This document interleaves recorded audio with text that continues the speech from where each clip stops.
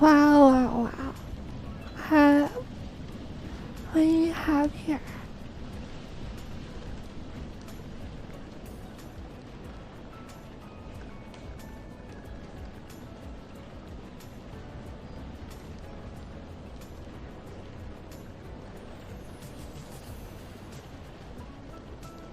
A bunch of,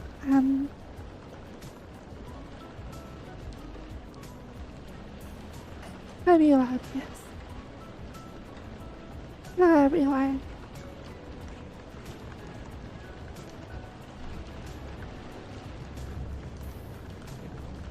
Yeah, I got a band-aid. Well, too bad. I'm gonna punish you anyways. So, oh my gosh, sorry. Oh, my throat is all.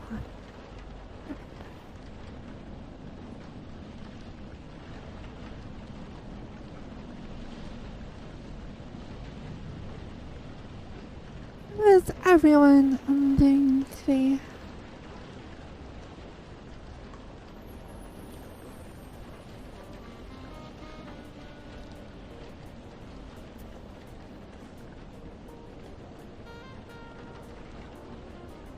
So, this morning I got on Indeed and I was looking through jobs. I found one that I was like, I might as well. I don't know, I don't need a very specific job. Just something to like help supplement my income because I still want to try to stream, at least for now. And I wrote up my resume, I filled out the application, I wrote a cover letter. I submit all that, and then this morning I like called them and I got to the HR department. Unfortunately, their like HR director person was out, so I'm like, hello, this is off of the I wanna get money. Please give me money. Thank you. Bye.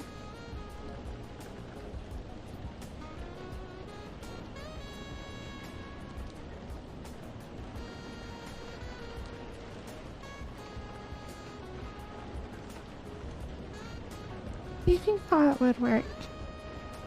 You can just like, you got into your office. You're like, oh, you have one unanswered message. And you play it and it's like, hello, this is Fox. Give me money, please. Thank you. Bye. You think they'll pick me?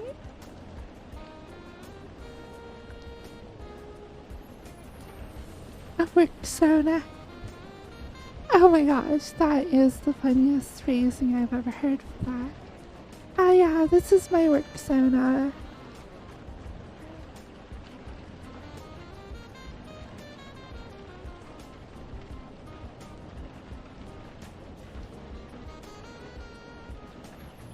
Kind of hard to know what kind of jobs to pick.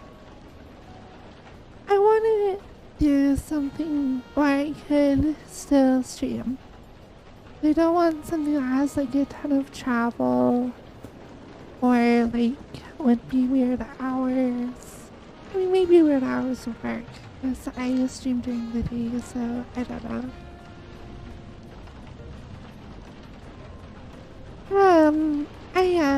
I don't know. I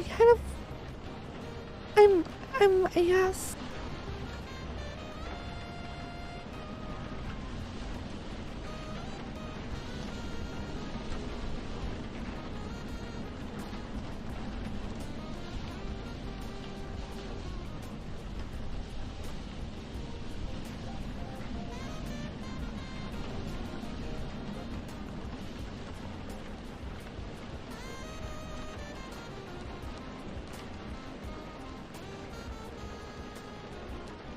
Alright, this transmitter eats through batteries so fast.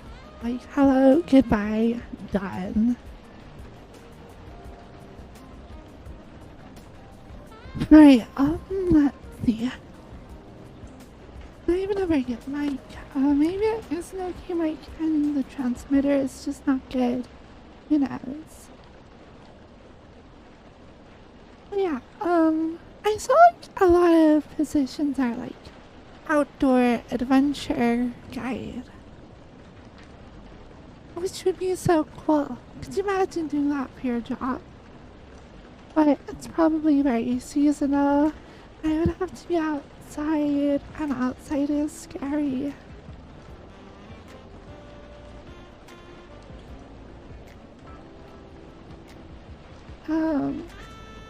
Oh my gosh, I'm so sorry. Oh, you'd have to touch grass. I don't want to touch grass.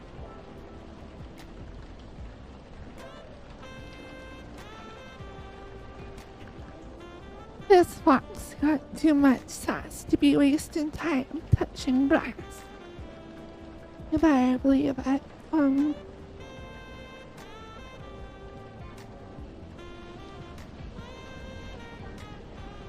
Crazy things, bad news. Popsicle, popsicle. Touch some grass. Got too much sass to be touching grass.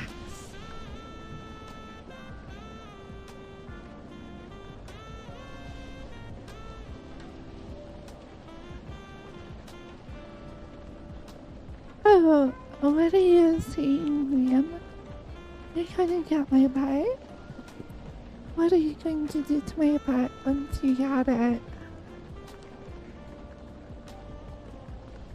I mean, if you want, you can have my butt. But, what are you gonna do?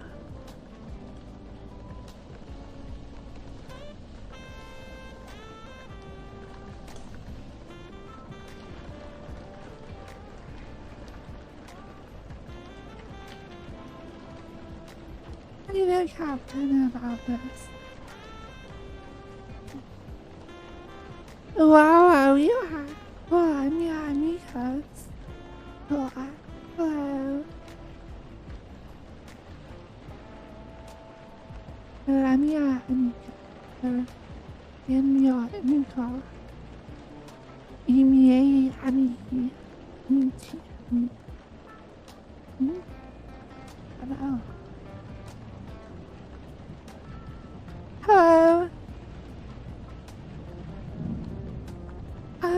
What do you guys should tell me, what do you think I should do for work? I want to know what you guys think. Like, give me ideas. What do you think I would be at? Excuse me. Not doing what kind of job should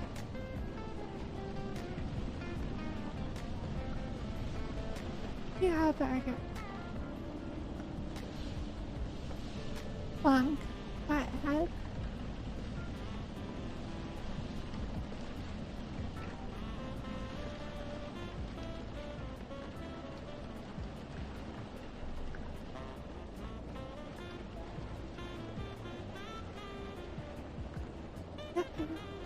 Answer. Stream more.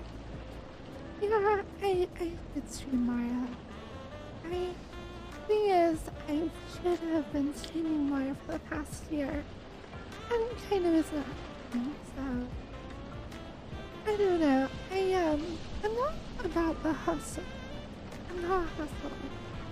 I don't hustle. I don't hustle. So it would be nice to have some form of income so I can be a little more stable. And then still just stream, but for fun. At this point, I don't want streaming to be my main source of income. I just want it to be something I can do, maintain my community, hang out with people, just have fun and not always be like worried about, sticking with metas or outperforming other people or like gonna go crazy. It's really fun right now.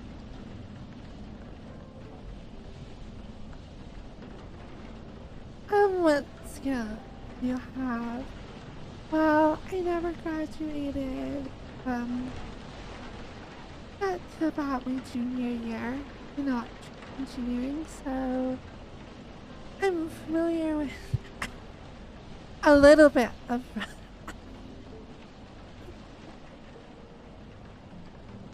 I am familiar with a little bit of programming. I'm familiar with a little bit of like PCB layout, stuff like that, in a while. I've done like PC building and repairing, fixed arcade machines, I used to install household appliances like dryer, I don't know.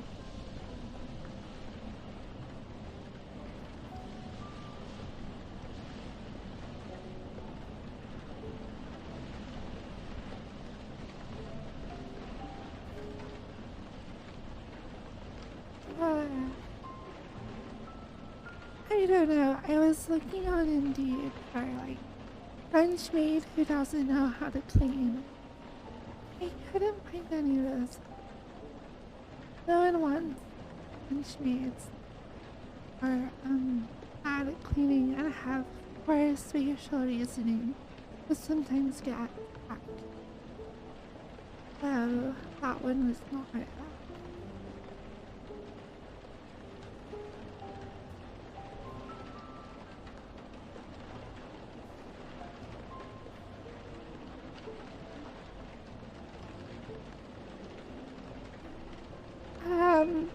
I don't know. I think it would be cool to do. I don't know. I like something I haven't pursued before. And would be like straight up. Like I obviously I don't have like a degree in therapy like that, but I could like get ancillary or like something like that. It'd be interesting and like help or like like mental health. Oh my gosh, mental health. I'm trying to like help people out who are like trans exams are just a pass. Whatever. I don't know. Um,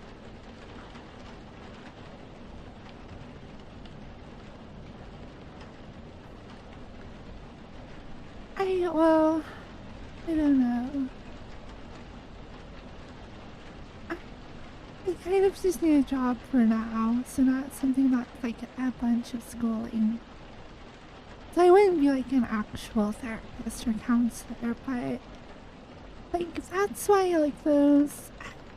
Like, I guess here in Utah, it's pretty common to have like people. Oh my gosh, I hate coughing.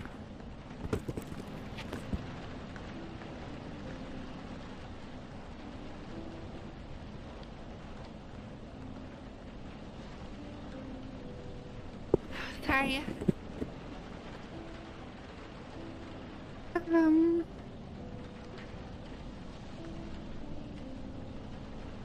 Into trash. What is SWE?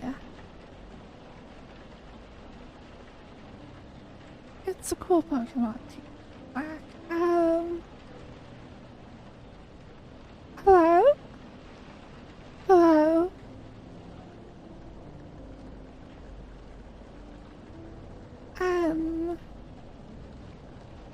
I think I should just post an ad on Fiverr. Just be like a literal cuddle slut on VR chat. Get paid money to cuddle people in a video game.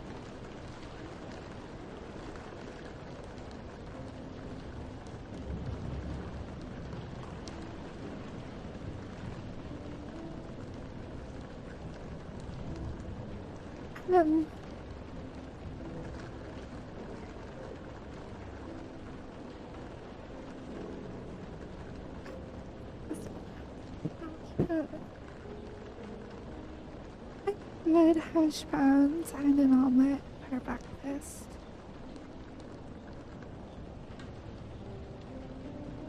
I have eggy onion bath. Oh, it's gross. I need a mint.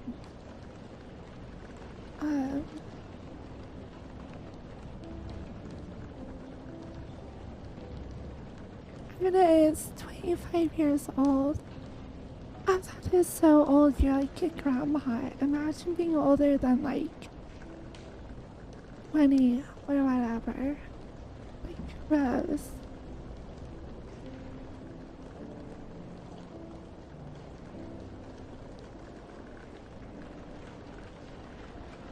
I'm 28 years old. I'm so old. I'm like an old maid.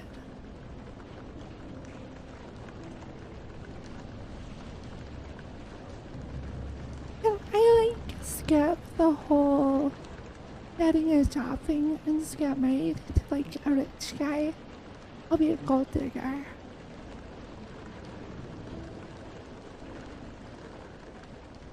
I think anyone wants a virtual reality trophy wife.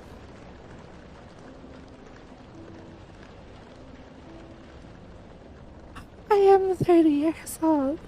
I'm currently typing from hospice. They keep threatening to take away my computer because I'm getting senile.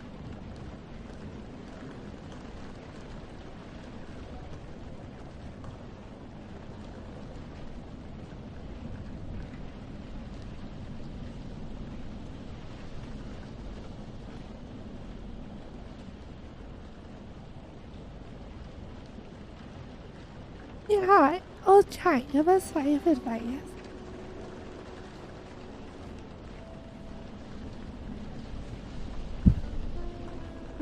I was young and beautiful. I used to dance in the streets of your chat, but now my back has gone out and my knees are bad.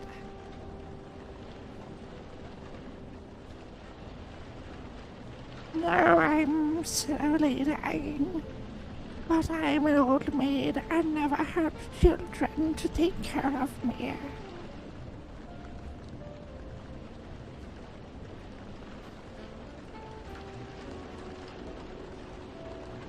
I'm just waiting to download in a cardboard box, or perhaps a nice cozy hole in the ground.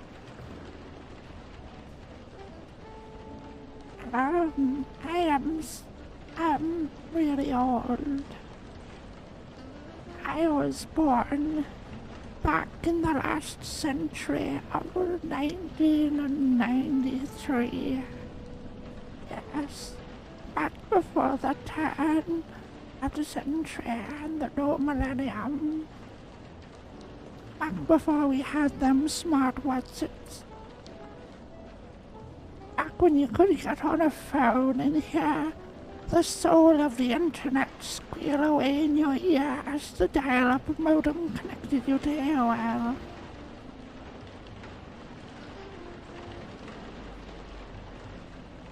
Yes, this is my real voice. Oh, to be young again and beautiful. I would have done everything differently. I would have hustled. I would have been a little hustler.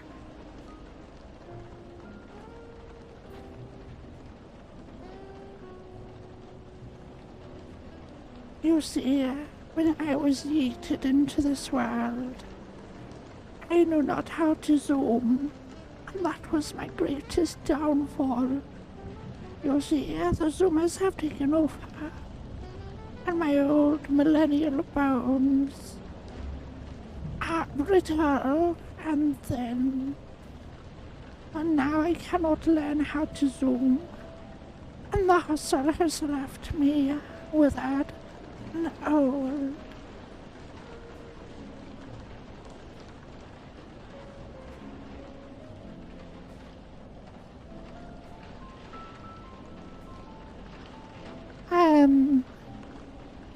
So yeah,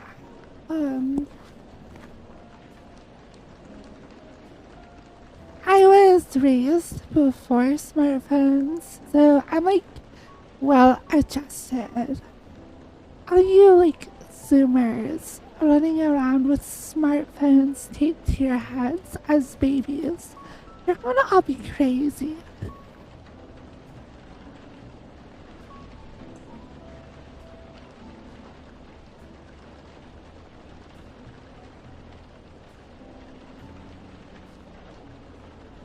Are you talking about Snowden?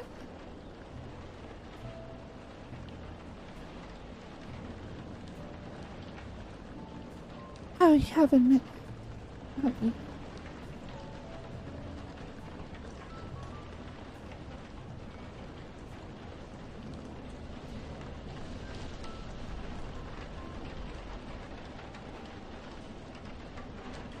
Oh, the school hacker. Oh.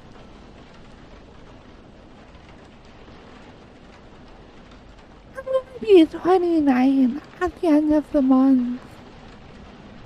I'm not quite 30 yet, so I only have one foot in the grave.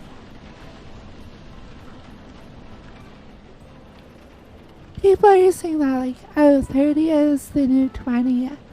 But honestly, I think 30 is the new 70. If you're not a big streamer who can retire by 30 and live out your golden years, like what are you even doing?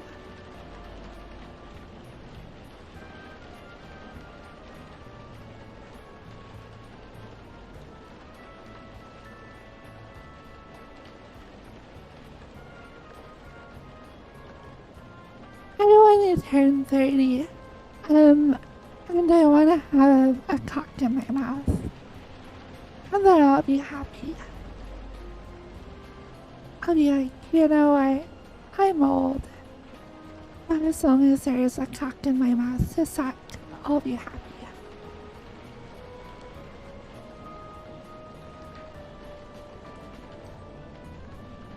I've been wasting all my life up to this point not sucking cocks.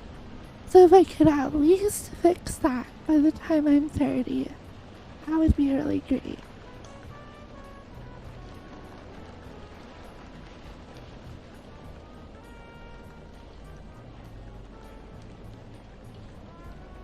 That's my bucket list. To have a boyfriend whose cock I can suck. That's all I need before I hit 30. Or at least before I die.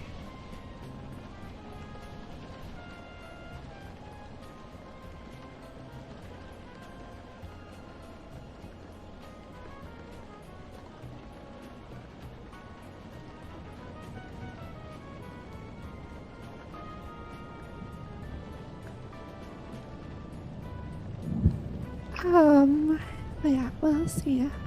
Oh, you know what? I was going to go. So April 4th, the Utah Pride Center reopened. They've been closed for the last like 2 years because of COVID. And they're finally reopening. I've been wanting to go there since they started transitioning. And it like closed right as I started. So I want to go meet people there and just be like, hey weirdos, where is the seat for the crazy train? Because I've got my ticket right here.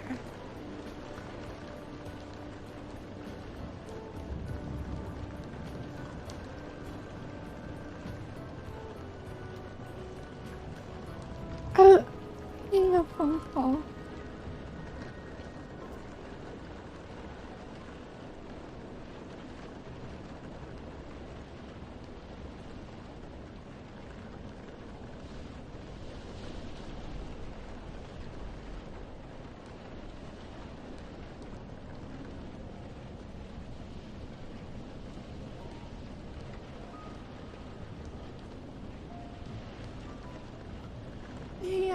If I start taking calls, one of them might be like for a job interview.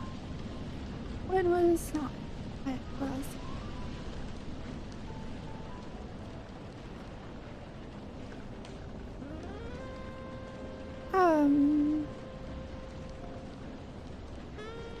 Honestly, like, there's a chance that like I could get a job.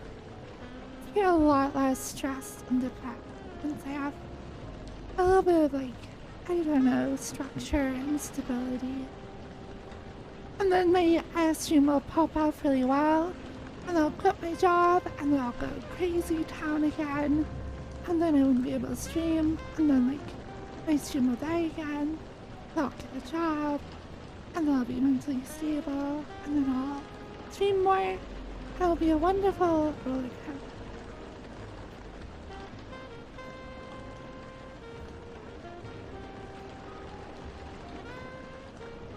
So that'll be fun.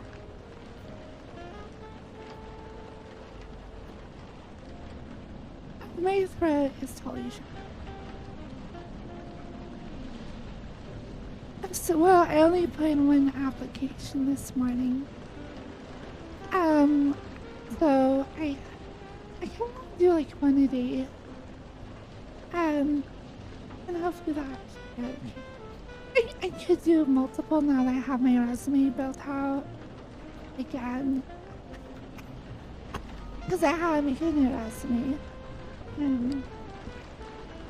Quite often when I put down my job experience, it won't just list my last 3. It will list the 3 most like relevant jobs. So I've had a lot of different jobs. And if I'm like, you know what, this thing I did 8 years ago is more relevant to this new job, I will list it instead. And if they're like, oh, why are these gaps? I'm like, oh, there were other jobs in between. These were just the ones that showcase my skills relevant to this position. That's how I usually.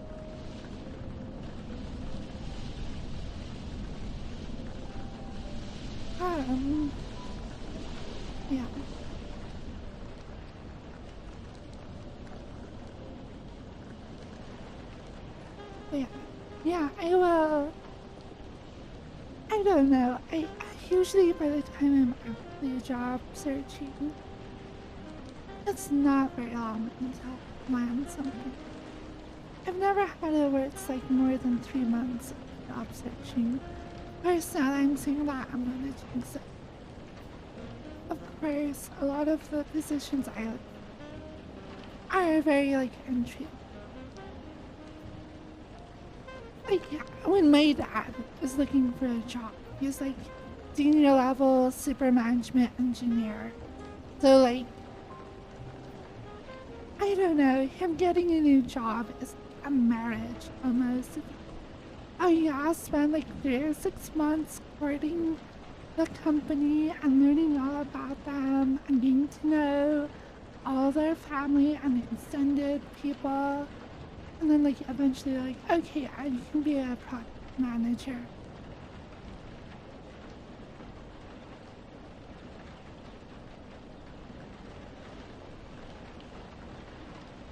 I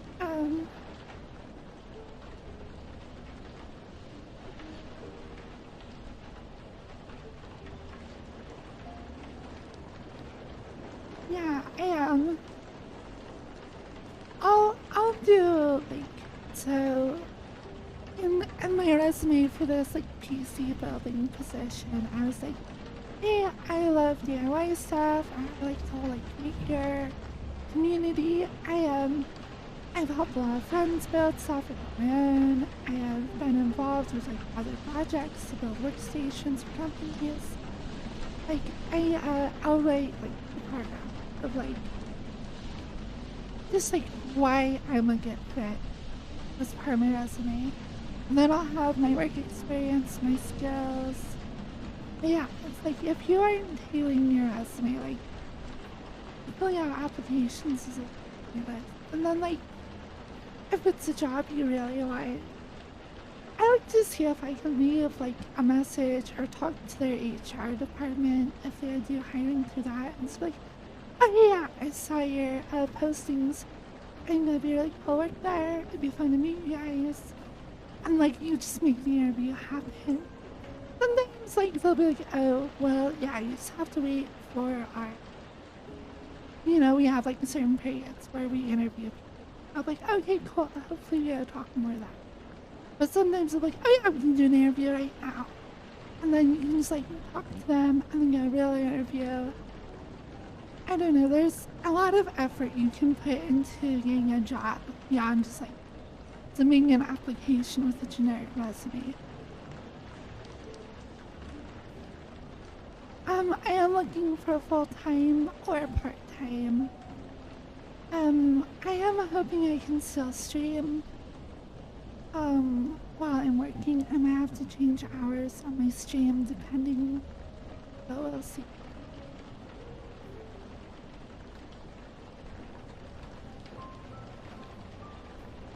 So yeah, I like it if I can at least be a person. So like, because there's always somebody who has to like look through applications or think about stuff. And if it's just a bunch of like generic applications or whatever, or like, okay, whatever, blah, blah, blah. But if they have somebody call them and be like, oh yeah, you're interested. Okay, cool, I'll take a look at you. And then they have like an actual connection to a human. Which I usually, I mean, historically it's been enough for me to get.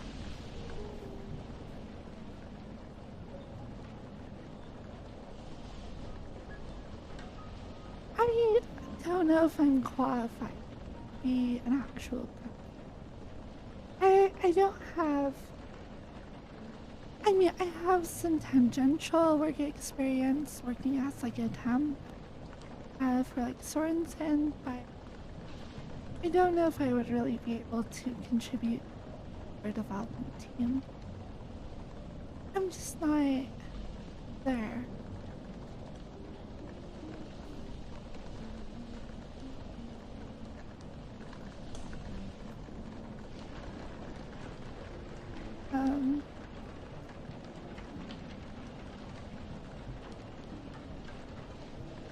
But yeah.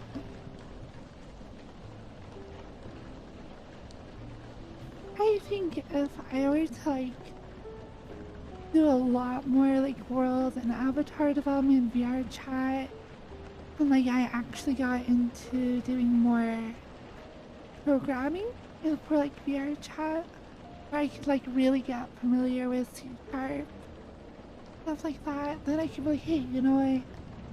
I know C#, I know how to do things in like a game development environment. Because I would say I could potentially work at like a game development studio, but only have very limited capacity. I think it would be really cool though to get like an internship or a temp position in game development and like really try out that space.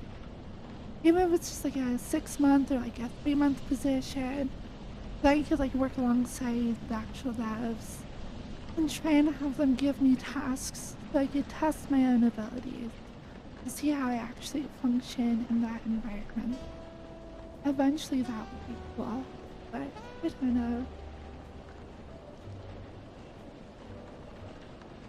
Yeah, I did work in QA at one point. I mean, that would be cool.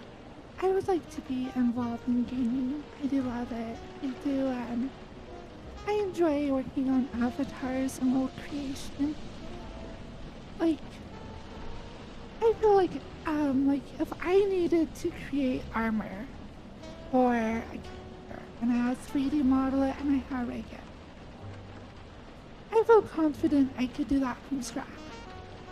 I don't have a huge experience doing it. All I've done is just like outfits for avatars. And of course they come out pretty scuffed, but if I were working on that full time, I feel like I could produce a lot more and get better at it. Like, I do have a lot of the foundational knowledge. Like I could rig and model characters. I definitely think I could do furniture.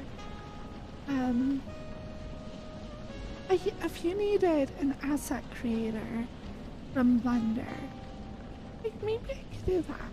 I don't know.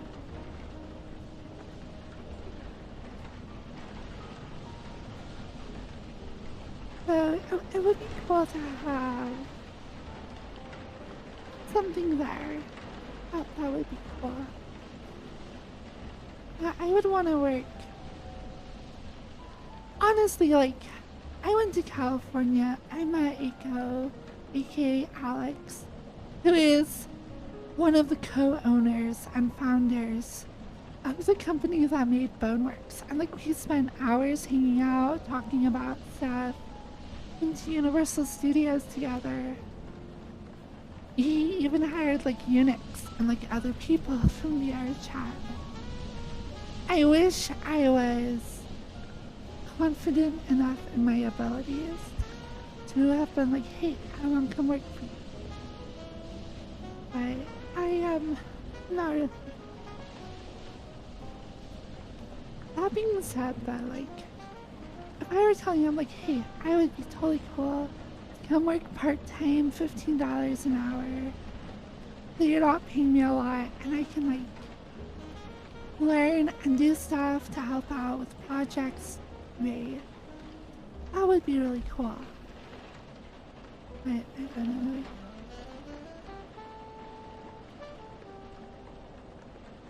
Guys, I would be okay being paid, I don't know, a relatively small amount of money. Because if I could definitely make it work with streaming, then I could, like, you know, just have both incomes to support myself.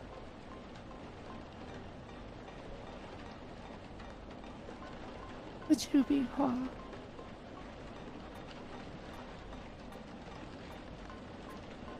I mean, $15, you know, out of the positions I'm looking at, like, the one I applied for was advertised at $18 an hour.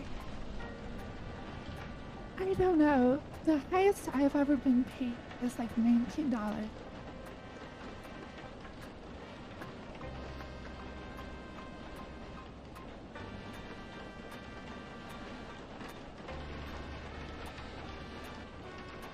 But honestly, I would be willing to work for pretty cheap if I can have the flexibility to do most work. Just live in like a small apartment for like $1,000 a month. Like have streaming, I got like 500 subs a month or so. plus part-time income at like $15 an hour, like technically I can make that. I wouldn't be living in like I wouldn't have a lot of money, but it would be enough to which just is okay for me. You know? Oh yeah.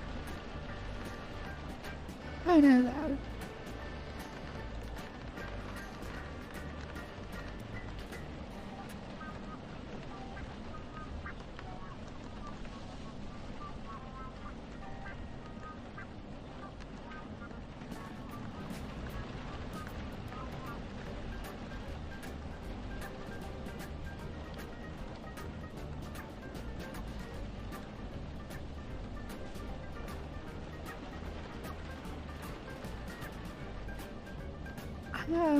Uber seems to pay pretty well. I don't know. I don't know how well Uber would work in a convertible Mini Cooper though. Plus I would be paying a lot of maintenance and gas. I don't know.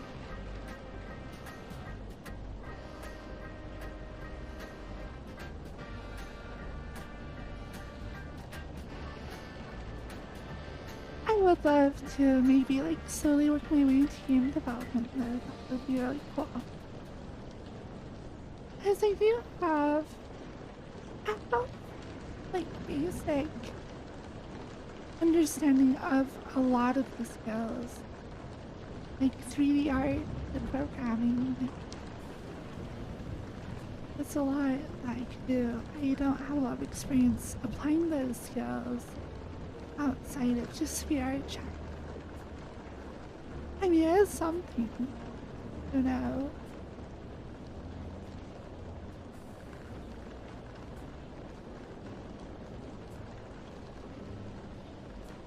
And yeah, I was talking to Baseman, and like, he was saying, yeah, at the current rate, like, he's going, still get paid pretty well, but if you did like full-time Uber driving, you would get like 200,000 miles on your vehicle over like 2 or 3. So you're like looking at replacing your vehicle every couple of years. And if you want to be like a successful Uber driver, you're probably gonna end up buying new cars. I don't know, it would be I don't know, it would be expensive. I'm sorry.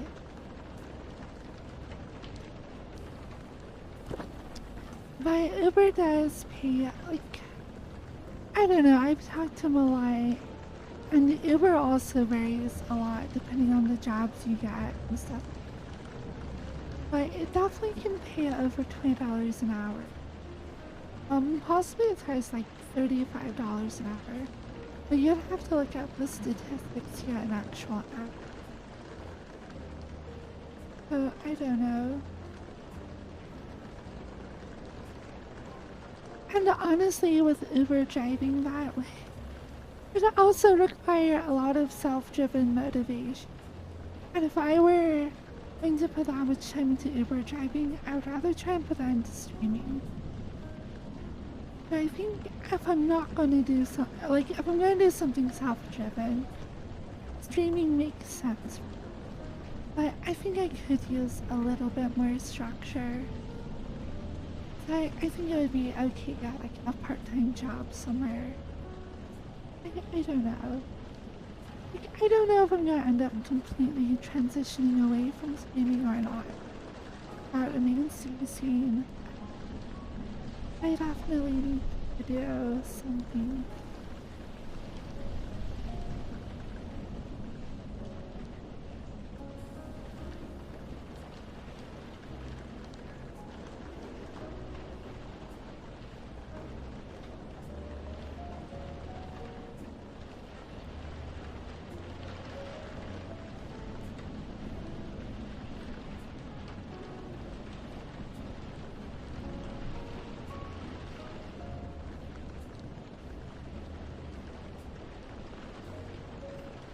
For a period of time, I was in the top 0.1%.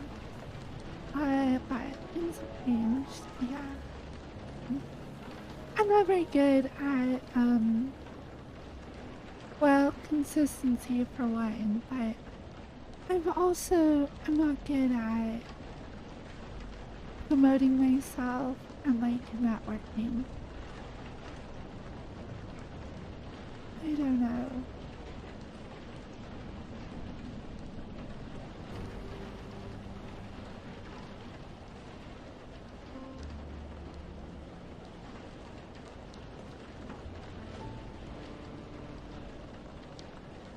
And also, I always feel guilty about getting money from people. But for a stream my size to be sustainable, I need to get a lot of money from only a few people. That makes me feel so bad. My stream would have to get a lot bigger, sustainable without feeling so dependent on like so few people. So yeah.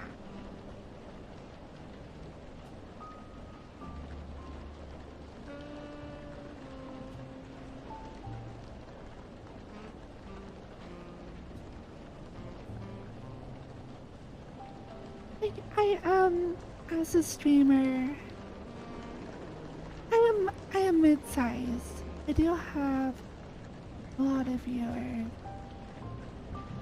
There's always that possibility that it's like, yeah, it could just work out. But I've kind of not put forth the effort I need to really capitalize on this opportunity. And I'm also struggling a lot with like personal relationships with my fellow streamers. So I guess I don't know.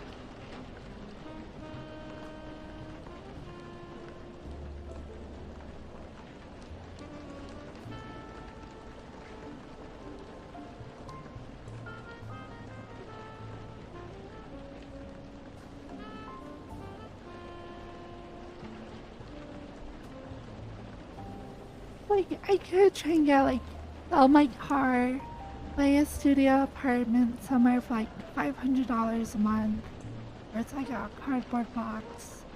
And just try to, like, desperately plead for money from you guys.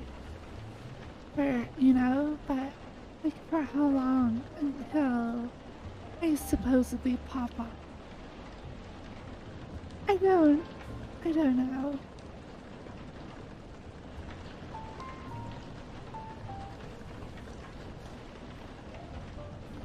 But yeah.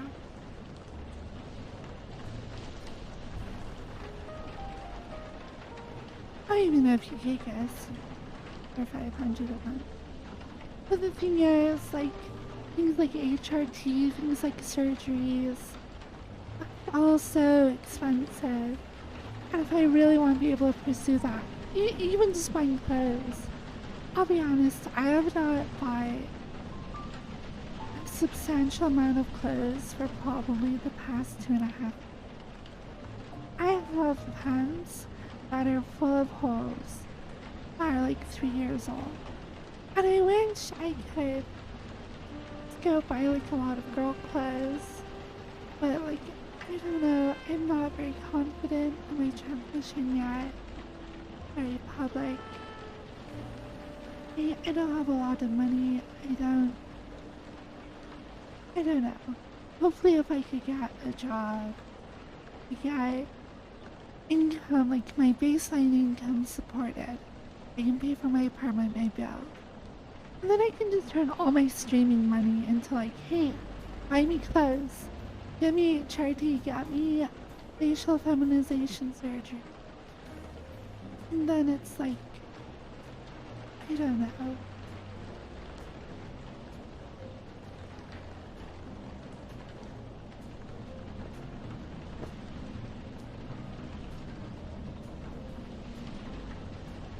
I would love the makeover dono goals. I would love that to be the focus of my stream. It's like, you're not here to just like support me, like at the baseline to pay for my apartment. You're here to be like, yes, let's go. transgender makeover, party, pod, whatever. And then my money could be like, it'd be more fun. I'd like show you the clothes that you guys are buying me. Eventually, I'd like to be able to like pictures of myself in cute clothing, not only that, but just in like Discord and be like, hey, look, things are going well. But honestly, with the money I've been getting, like the amount of like shrinkage my stream has had, I've not really been able to do a lot of that kind of stuff. So I need to take care of myself first through just normal work. Then hopefully I can use this platform to like continue to entertain, continue to like do the things I do, hopefully still explore other stuff like D&D, and still have like an avenue for my femininity that I'm comfortable with. Because, I don't know, I'm still very uncomfortable in my own skin. I've been on HRT for a little bit. I do not look like a girl. It is physically upsetting not have the resources to like plan out or build up to like surgeries or buying a lot of makeup or getting like doing a like go to a place like Ulta or Sephora or whatever and take classes. But that costs like money. I just haven't had resources for that kind of stuff. I have bought a little bit of makeup and some clothing here and there, but I don't know. Being transgender is expensive.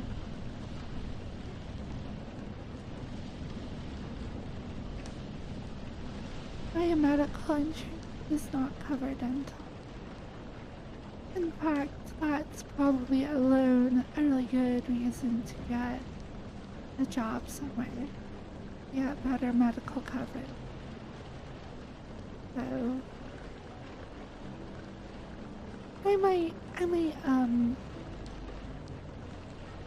end up waiting to go to a dentist and I can get better insurance from like working somewhere.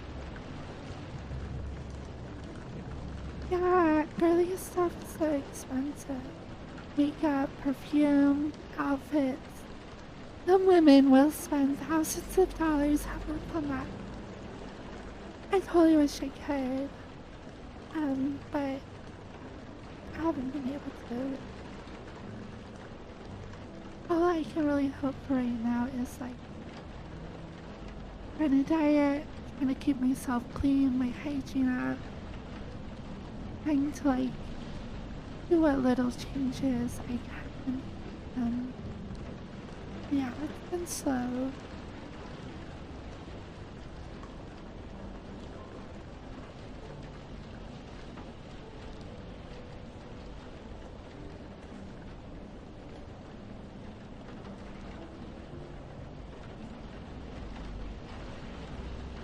Hello, Samara.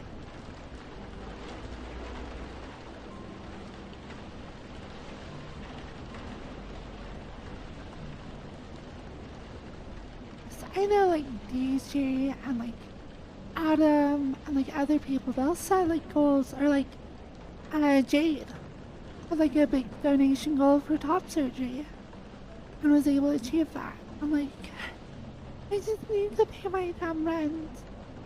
I'm so far away from being able to save up like $10,000 or something, that kind of stuff. Plus, I need to see a dentist. Who knows how much that's gonna cost? I'm just kind of... I'm like sucking at the bottom of the barrel. Barely getting by, and it's not unhealthy for me. So, yeah, hopefully, I'm actually looking forward to getting a job. Having a little structure, having other people I can see. I just need to make sure I can continue like my self-exploration and my like transition through all that. Um, Hopefully I can use your guys' like support. Just emotionally means so much. Hey, like just thinking about it, you're like Firefox Blue. You're a beautiful girl and you're amazing and you're just a woman. Just hearing that from you, just having that existence. Where being a woman is my reality. You guys give that to me. Like that means so much. I do not want to lose that. So I'll be honest, if I were to lose streaming entirely in this community, I don't know what I would do. I don't know if I would be brave enough to be able to handle this without your support. Just thinking about it, like, I don't really acknowledge how much it means that you guys just look at me and tell me I'm a girl. That means so much. Not normal. People don't do that for me. They don't care. Just that much. It's really mean.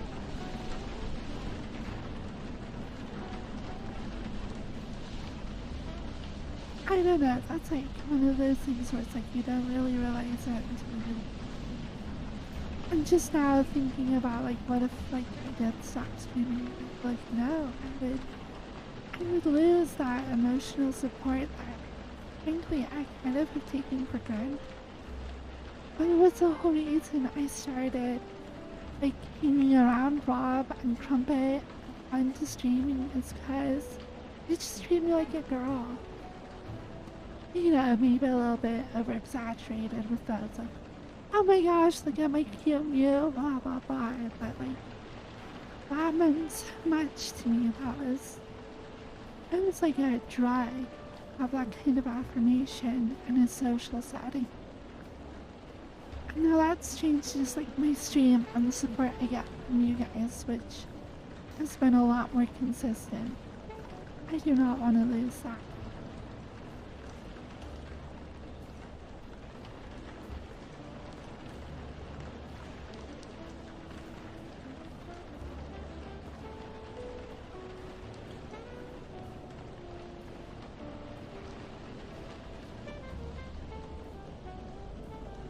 I have struggled to bring this side of myself, this Firefox Blue, into meet me. I just feel so safe in VR chat and on Twitch. Which is a little bit silly that I'm in so public a place as Twitch, and I feel safe to be a girl, you know, to be a transgender girl. But I do, I feel safe here, safer than I do anywhere else. And that's why I overshare so much with you guys. I'm always telling you about whatever's affecting me, whatever's on my mind. I've come to really trust you. And I think it's drawn other transgender women to my server, my community, and I share this community with a lot of other transgender streamers like Autumn or Jake, or whoever else, even other mute. And like Yoshai, like a lot of you know about all these transgender streamers, and a lot of you are transgender yourselves, and we kind of all have each other in this like bubble. And I think it's good to have that shared, like love and understanding. And even people who like aren't transgender, because most of you aren't, but everyone who is here has been so supportive. And not just to me, but to all the other transgender members of the server as well. And like, that's not what a lot of us are used to. Like, having that space to explore these ideas of gender, these like identity things that a lot of us have been dealing with. I, if I were just working at like Best Buy where I used to work, I would not feel safe to do it there. Just even in a social context, I would feel alienated and uncomfortable. It would be so hard. And transgender women who just like face that and like punch you in the face. Holy crap. That is such strength of character I could never imagine. So I guess if there's one thing that's good about this whole ridiculous streaming thing, streaming is so dumb. But the one good thing I guess I appreciate about this community that I guess I am a part of is that it provides at least a social space where like people at least for those ideas about themselves. Like if name was like, hey, I want to be a femboy. I want to be a girl. Can you please call me or refer to me as such? Everyone in the server would be like, oh my god, you're an adorable name, you're a beautiful girl.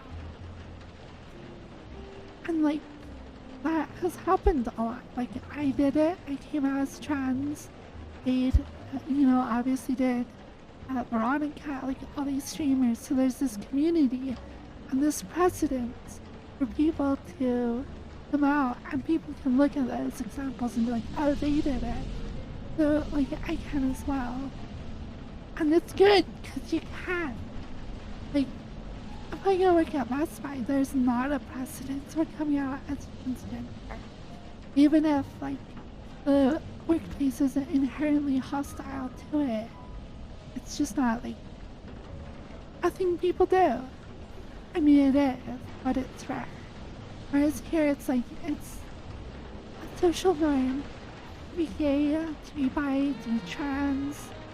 So if you want a space where you like can do that and explore that, this is the place. Be transgender, we understand, we love you. Even if you're like, well, I'm not sure if I'm transgender or not, and you're like, I want to be called a girl, and then we call you a girl, and you're like, you know what? I like it, I see the appeal, but it's not for me. Maybe I'm not trans, like, we'll love you still. It's awesome. I just forget how special that actually is. Oh yeah, sorry, no. Name, I always pick you as just an example of like whatever. Name as a guy. It's like, that's the thing. Anyone here, absolutely anyone here, even if we've traditionally known you as like a guy or whatever, they'd be like, no, I'm transgender. We would all just be like, so supportive. And you have these other examples of like people who have done it. But like for me, meeting Veronica, meeting Jade, meeting Autumn, it set this like precedent for me. So that when I was a mute, and I was not comfortable telling people I was transgender, I don't want people to know anything about me. That's why I was a mute. But like, when like I accidentally danced and didn't have music playing and set out my mic open because I'm done, I was able to be like, you know what, here's the truth. This is what I'm like. I'm like these other people. These like people I've gotten to know. I'm like, I don't know, I wouldn't have been able to do that otherwise. So I guess now I am a part of that. Like I can be the Jade for somebody else. And I can. I don't know, we'll see.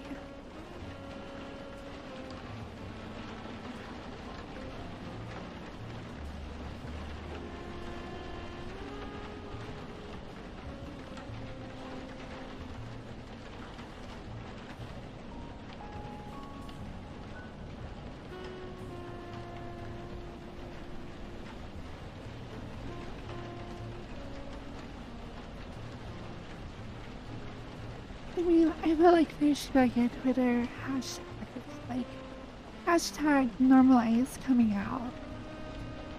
Because there are a lot of people who, well, like I was, or like I've always wanted to be a girl, and like I just, for me, like it was always something you suppress.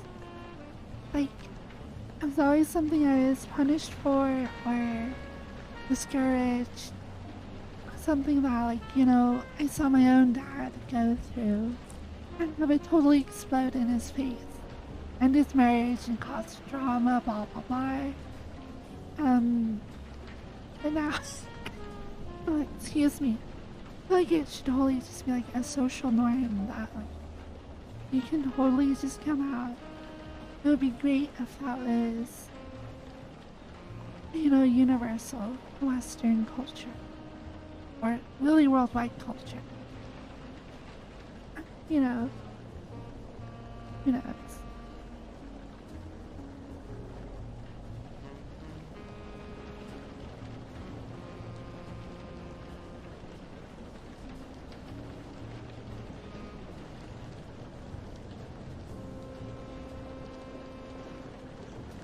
Yeah, without VR chat, without Twitch, I don't know where I would be.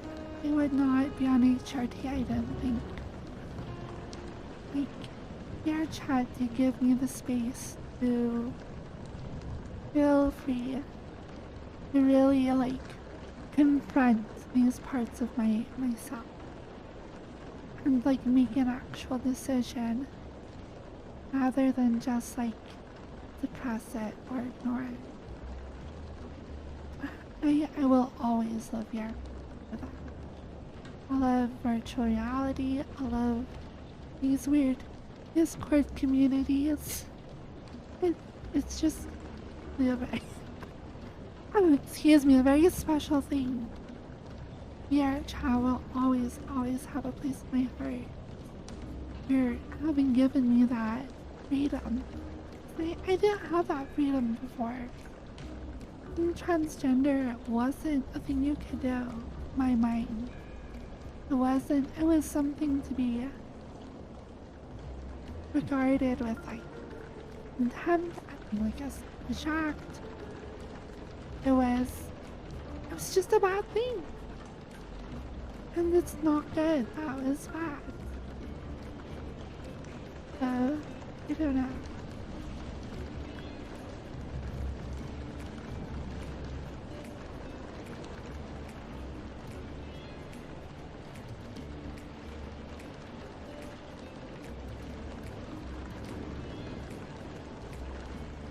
Yeah, I checked. I don't have full face tracking. The one thing I miss most about if I had an avatar with full face tracking, I would love to be able to puff up my cheeks or when I pout. I could add to, could add it to like my normal emotes or whatever. I don't know.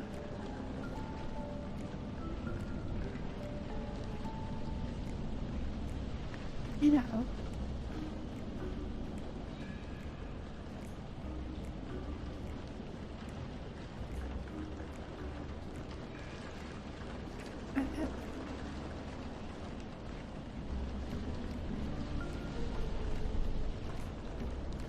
I don't know, this is a big topic as well.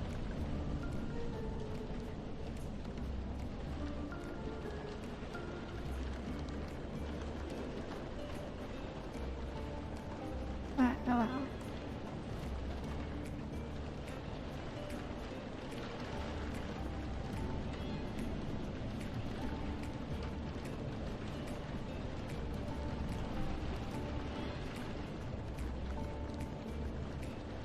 So yeah, I am thankful, like, the people who came before me, who were my inspiration. It was Jade, it was Veronica, it was Autumn.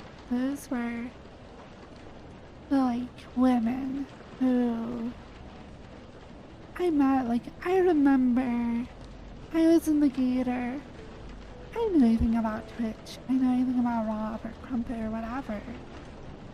I just like would hang out there. I remember meeting Veronica. It was like kind of sad. And like somebody told me, or maybe she told me, that's like, oh yeah, Veronica's trapped. I was like, oh really? That's like the first person I knew who I knew is trapped. And I was like, I want to talk to them. I want to like get to know this person. Like what? How? You know, like how do I be that? You know?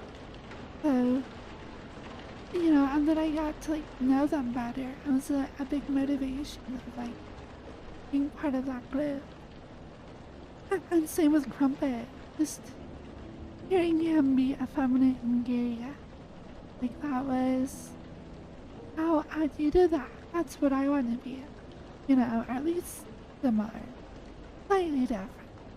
But yeah, being gay and effeminate is like those are qualities I have on the inside. And I want to be able to express. And like Crumpet is honestly one of the first like gay men I've ever known in anything more than like the best passing way. That opened up like a whole world to me of like freedom that in other social circles it's just not as open, like available.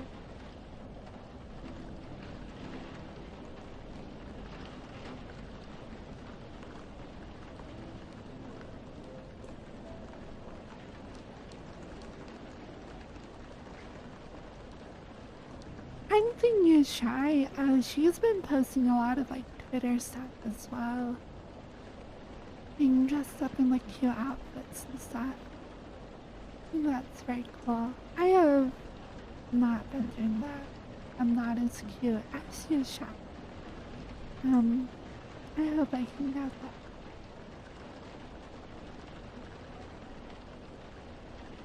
I'm kind of naturally not very confident though, or well, I don't know.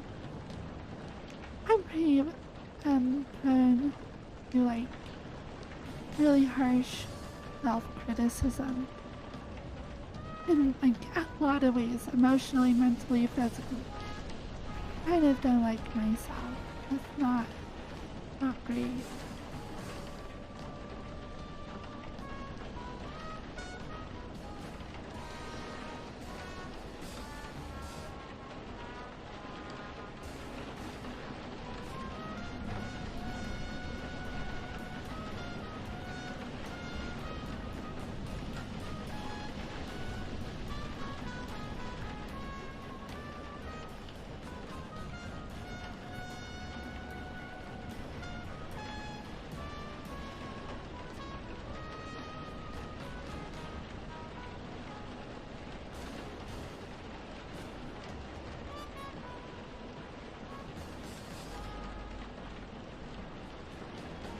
I don't know.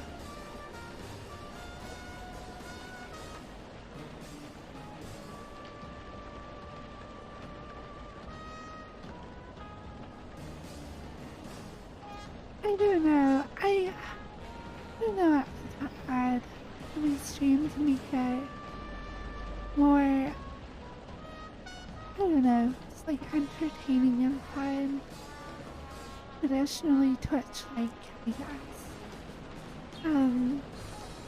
Cause yeah, like as much as all these like transgender LGBT like aspects of my stream have really deeply impacted me, and I do want to like provide that space for others as well.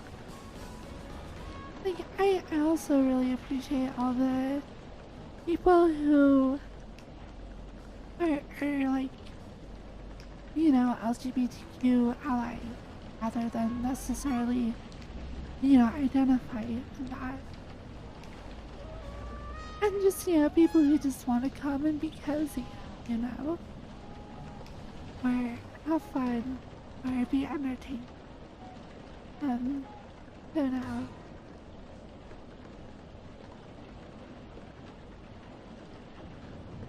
I also I want to do nerdy. Nerdies. I really want, I hate projects where like, it's something you want to do or have happen, and it just keeps on never happening. I feel like Dungeons and Dragons is getting to that point. It's like something I keep saying I want to do and keep never doing. I mean, YouTube videos are the same as well. Really frustrating. I know you guys are frustrated by it. I'm frustrated by it. I'm frustrated that you're frustrated by it. Everybody's frustrated. I'm sorry.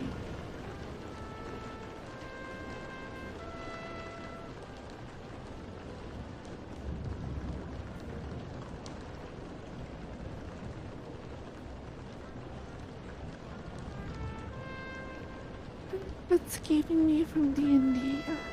I guess I'm being dumb, and I feel like I have to have everything finished in my map before I just try and make it a part of my stream, which honestly isn't fully necessary. I do have some hesitation about how well it will perform, because that's going to be kind of based on my ability to DM. And I don't know if I'm a very good DM. But yes, I should just try it either way.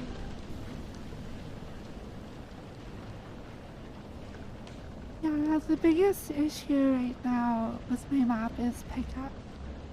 Or I just don't know if there's a way to address that.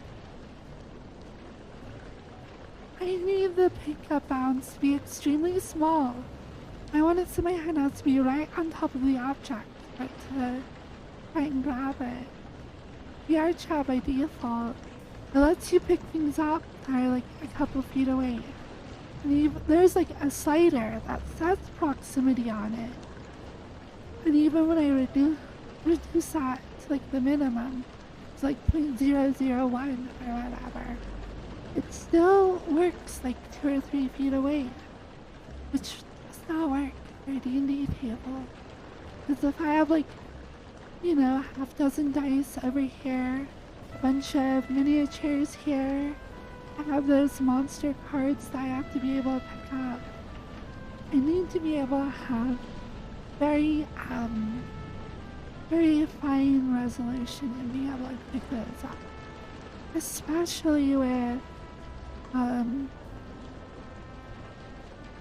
whatchamacallit,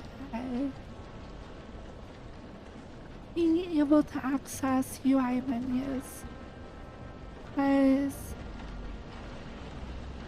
oh dear. VR chat has this UI system where your hand will shoot out a ray. You click on UI element. But it won't work if there's like a pick upable object. If I have like this pen and I go pick it up, actually that UI menu doesn't work because that's slightly different. But like the UI menu here, for me to like click these buttons over here and see I have this ray, I can adjust it. But as soon as I have a pickup near my hand, there's this like dotted line and I can't actually access this UI menu, even if it's like over here. It's just like close enough that it's like I can't actually, like, even here I can, but here I can't. So I've got like 1.5 feet or so, like I can't adjust my UI if I have a pickup nearby, and that's super dumb and annoying.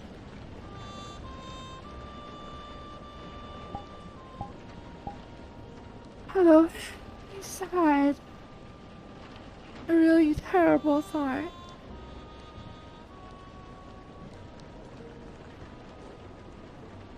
That thought is not good.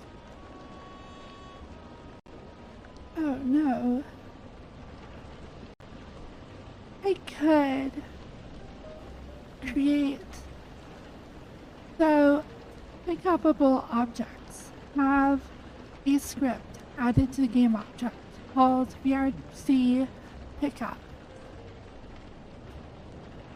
We could... Oh, I could make my own system that completely ignores that, so I don't use VR chat apps.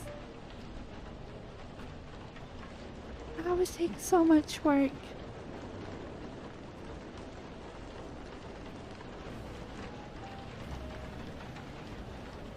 Yes, I could create a button to turn off pickup. That is an option. That would actually be a simpler way to do it, but a little bit unnatural. No, you actually have a lot of, so you can use Udon and Udon scripting, which they have a compiler that lets you write essentially C# code that works with the Udon stuff. So you can do as much Udon stuff as you want, and you could do an entire pickup system using Udon, and have that be a script in a world. That would be fine. That would not be a mod. It's kind of like the book. I have that book in my world that I got from Riam Joe, where you can turn the pages with your finger.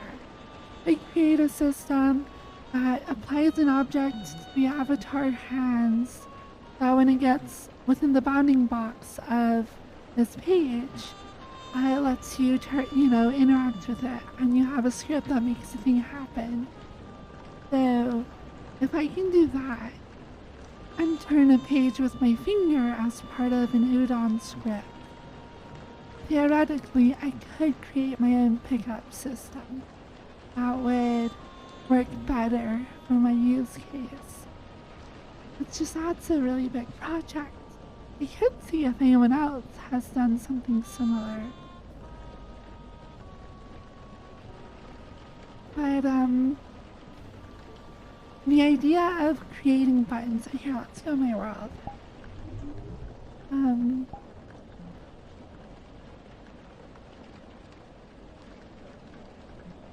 already kind of doing that for a lot of stuff.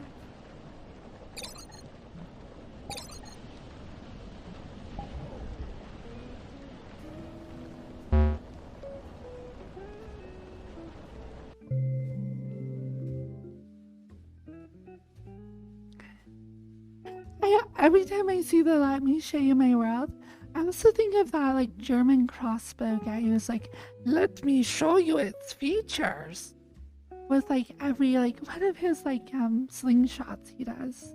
Not crossbows, he's the slingshot guy.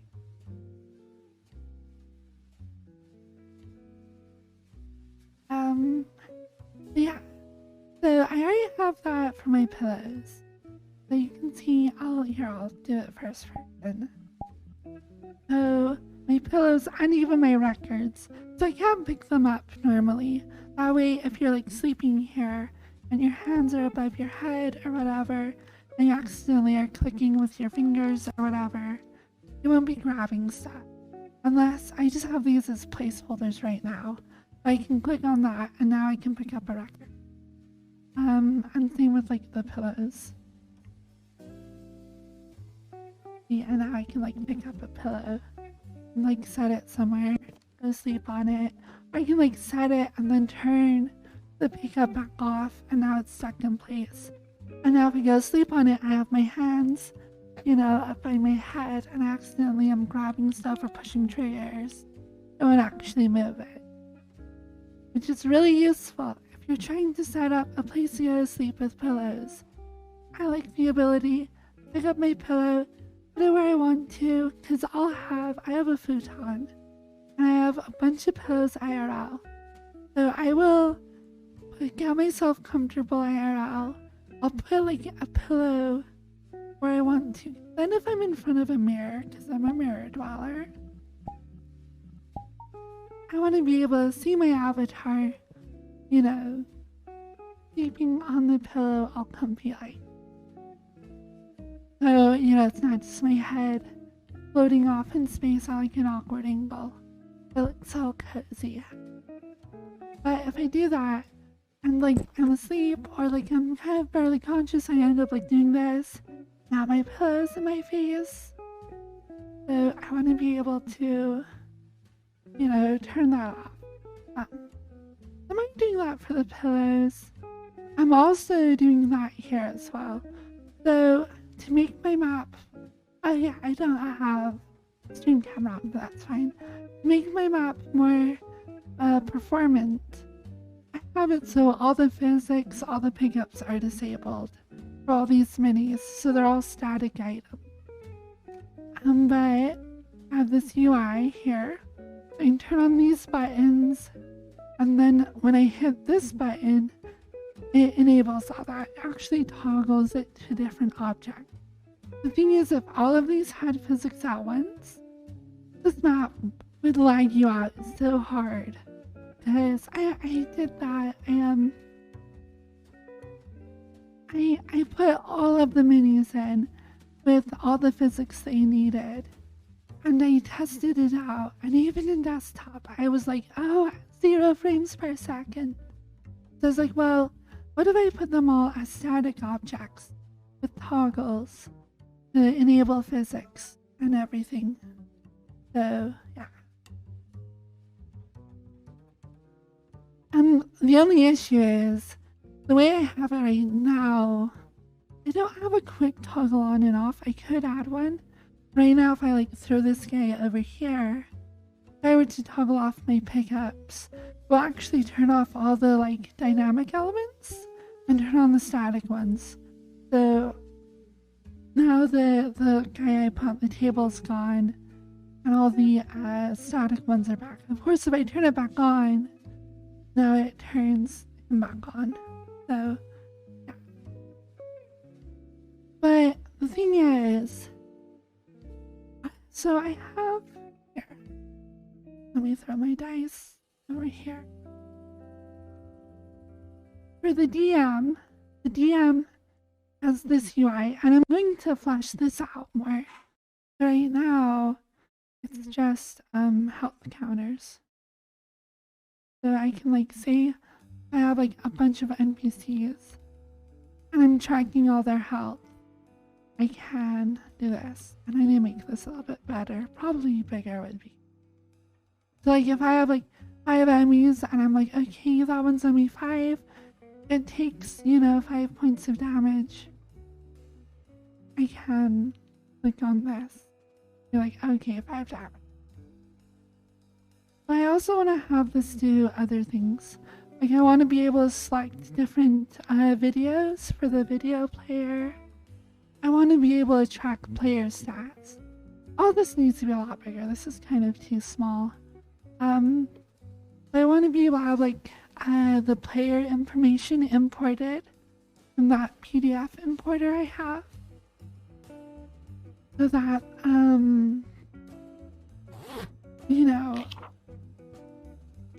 the character sheet information once it's imported. I want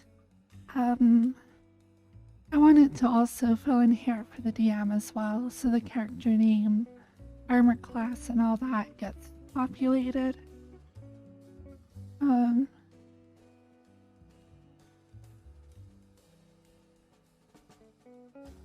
But another issue is if players are going to be using this. So they have health trackers as well. So once you import your character, it should set your current XP to your maximum. So if I have 25 hit points, and over on your normal character, or I guess I set it to 30, then we'll have 30 displayed there. But if I need to adjust my hit points because I just took damage, I see how I have that blue ray. I'm on the UI elements here. That goes away if I have my dice close by. So if I have a dice right here, I'm going to try and change my hit points, but I can't. And that's super annoying. Oh, you know what else I could do. I could do what I should do, which would be even better. Rather than having this ray that comes out from your hand to adjust stuff on the book, I should ditch that UI element as well. And just do, if I push the button with my finger, which would be possible, so... Well, I don't know, that might interfere with the page turning. Who knows? I don't know. I could adjust that. I don't know, that could be a problem. I don't know. I need to work on this. I haven't worked on this for a while.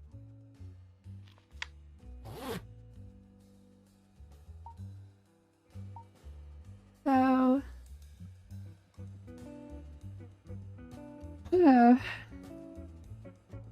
I'm sure if I did that, I would have to figure out how to make it desktop compatible as well. Yeah, it's just a lot of work. Anti-hero, thank you. Thank you so much. So yeah, like, right now I'm using standard Unity UI elements. Like buttons, text, all that. So like,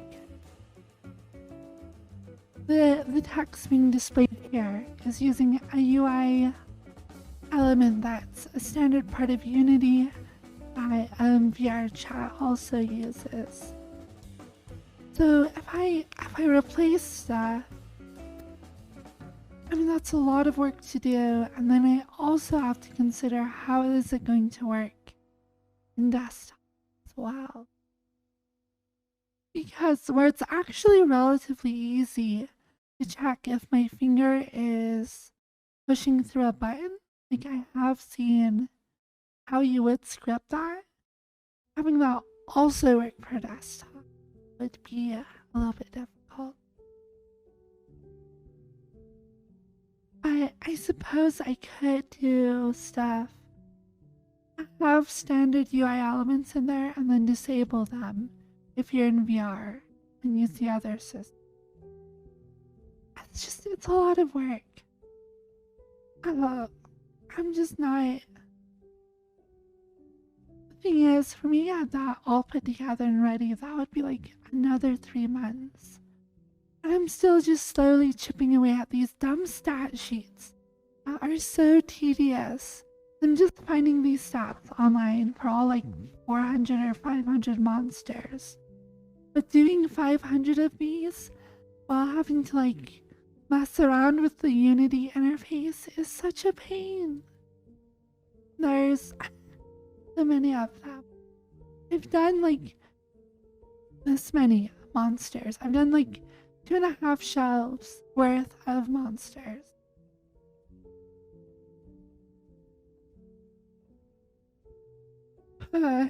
Yeah, it is an ambitious project. But if I were to finish it, it would be the best Dungeons and Dragons experience on a computer, let alone VR. Like, it would be so cool.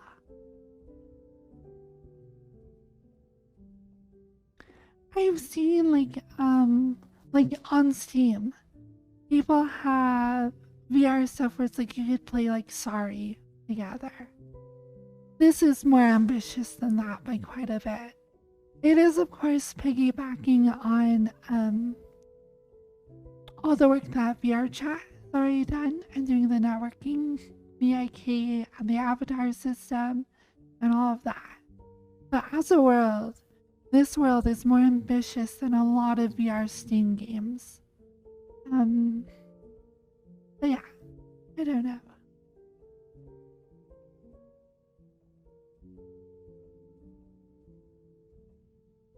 So far, I've done most of this alone. I have gotten offers from Snowbreeze to actually hook me up with the more experienced people to help me out with stuff. maybe I really should take them up on it. But asking somebody to be like, hey, could you reverse engineer the VR chat pickup system in the Udon so that I could solve this one stupid issue that exists? Because this would be fine as long as, here, I'll show you first person again. So if I could adjust the proximity my hand has to be to the item, it would be fine. It's just, I want it to be like, here, I would want it off. I would want it off, I would want it off, and then I would want to have my hand have to be like right here to be able to pick it up. If it were that close, then I could still interact with other UI elements as long as my hand is a couple inches away. I just need to be able to support that finer level of precision. So it's annoying. But you could easily have, so the world, like for this book, my world, using that book script from Joe, you are able to access the skeleton data of like somebody's avatar. So you're able to do like a rig in your world that will snap itself to wherever the player character rig is. So I've seen people like Snowbreeze has it where you can like grab that phone and like stick it on your waist. You can do it for like, you can use it for all sorts of stuff. But like this system, it puts a little point at the end of your finger, and then it uses that to figure out if you're touching the page. And then once you touch the page, it figures out if you're moving your hand in like the x-axis relative to the book, and then it just like synchronizes the states of this animation to move with your finger as your finger moves across the surface of the page. It's genius, and it's super smart. It's relatively simple, but it gives you the ability to physically turn a book page in VR chat, which is so awesome. And the animations on this book, like, it's relatively simple. It literally is just like a bone with like, I think only like a half dozen components, and it just mimics, there's an animation created that just mimics a page being turned. So all the little pieces of this are actually really simple, but the like cumulative effect makes for this really immersive experience. It's those small, simple details that just like required some clever thought and some like coding and stuff that like, so cool.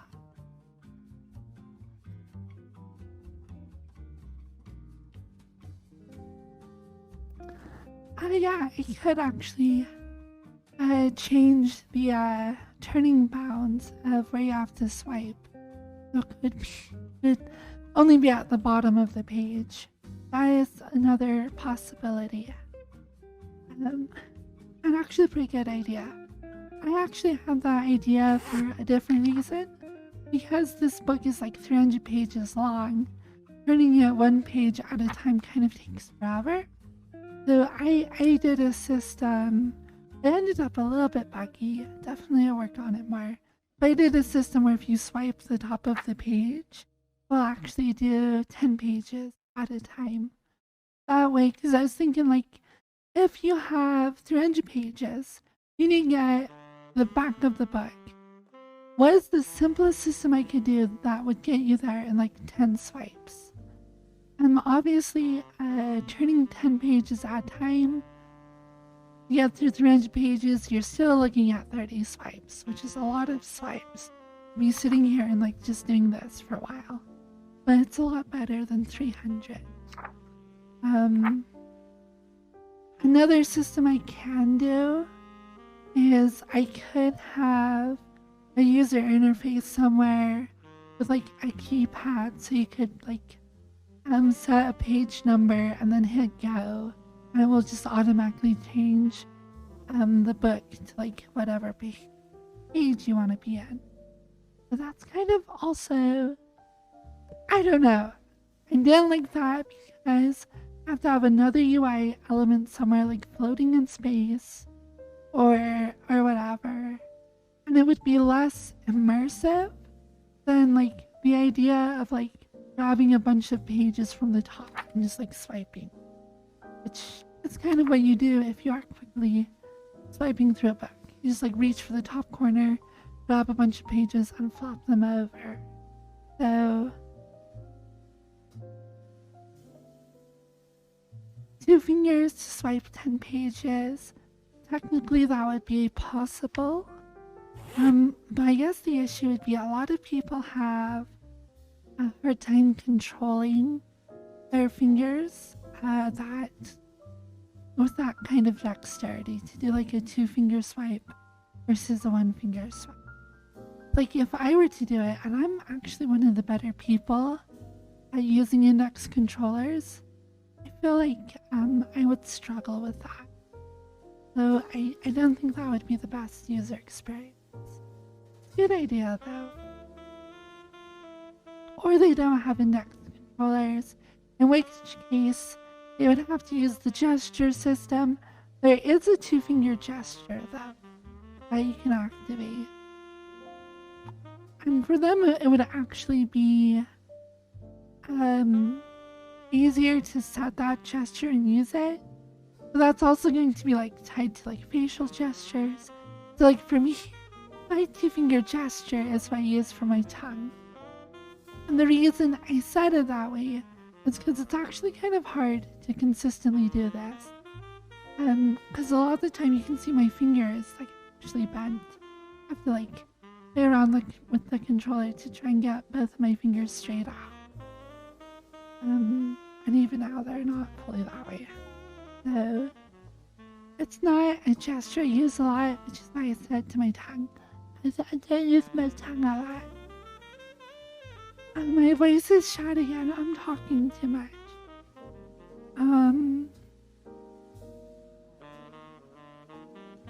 But anyways, I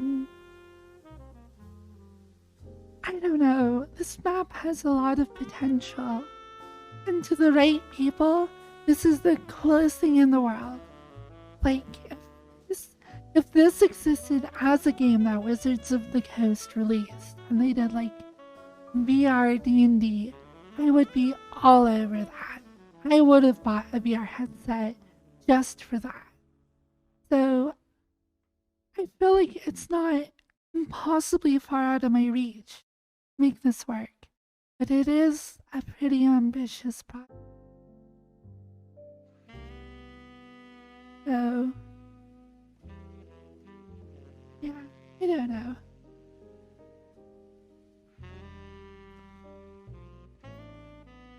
And I did put a lot of work into the environment as well.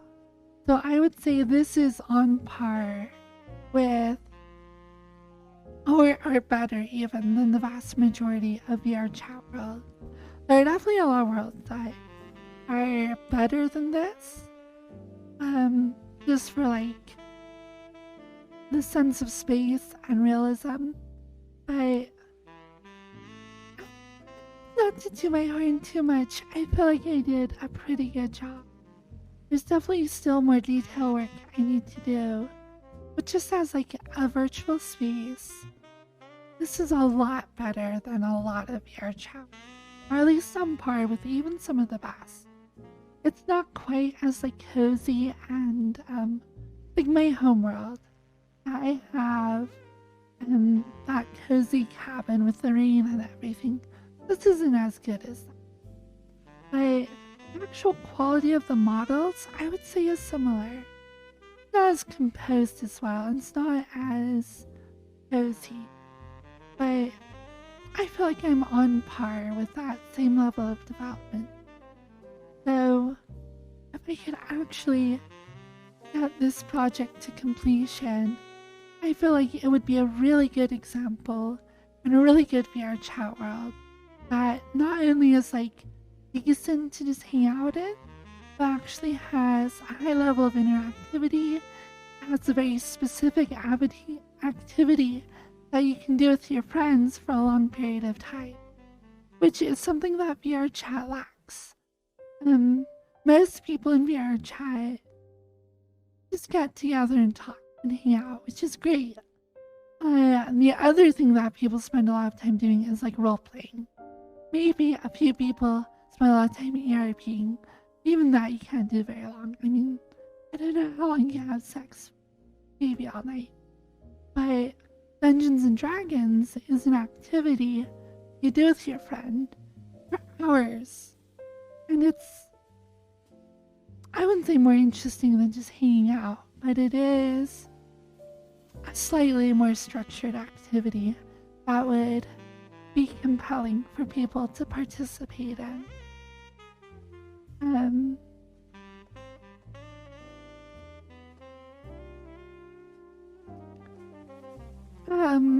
This world is public. It's called the Fox Den. The Fox Den WIP for work in progress.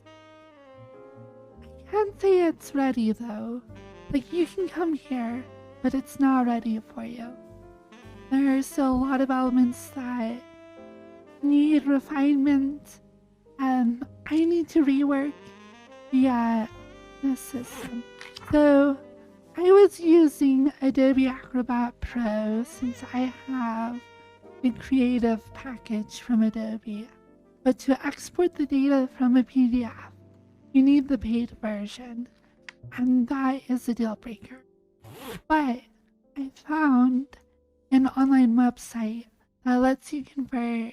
It lets you do the same feature that Adobe has, where you can export all the fields in a form-fillable PDF to text, which is what I need to do to get into this world.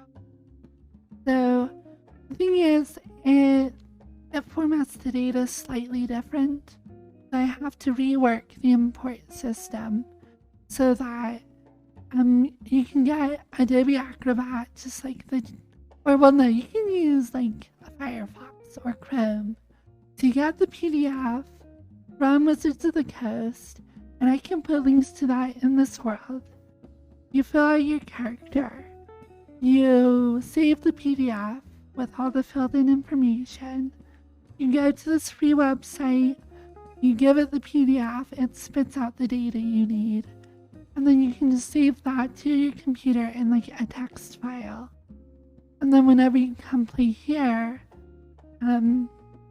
it's just my voice is shot. It's just a text field. And you literally just copy paste the data into here and hit run. And it puts it into this cool book with all the stuff. It would be really cool.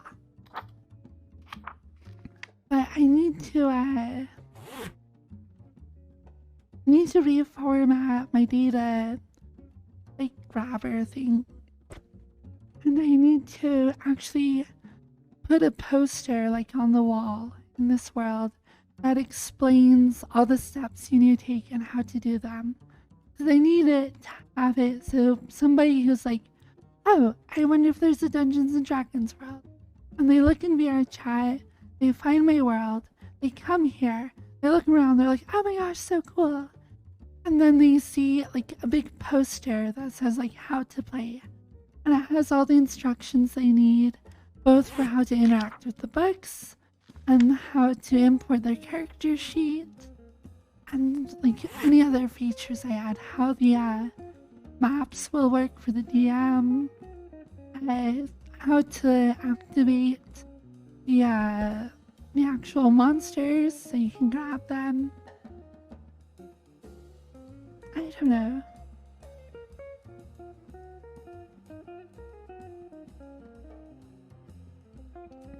So, because right now, all the core elements are there. They need refinement and they need to be accessible without any more information. So I need all the instructions, I need all the like links or whatever. to be in this world. And obviously I need to change my buttons. I need to actually like label them. You know, so you know which one's for the pillows, which one's for the records, and all that kind of stuff. I want to add mirrors, I want to add a dartboard. There's a lot of stuff to do.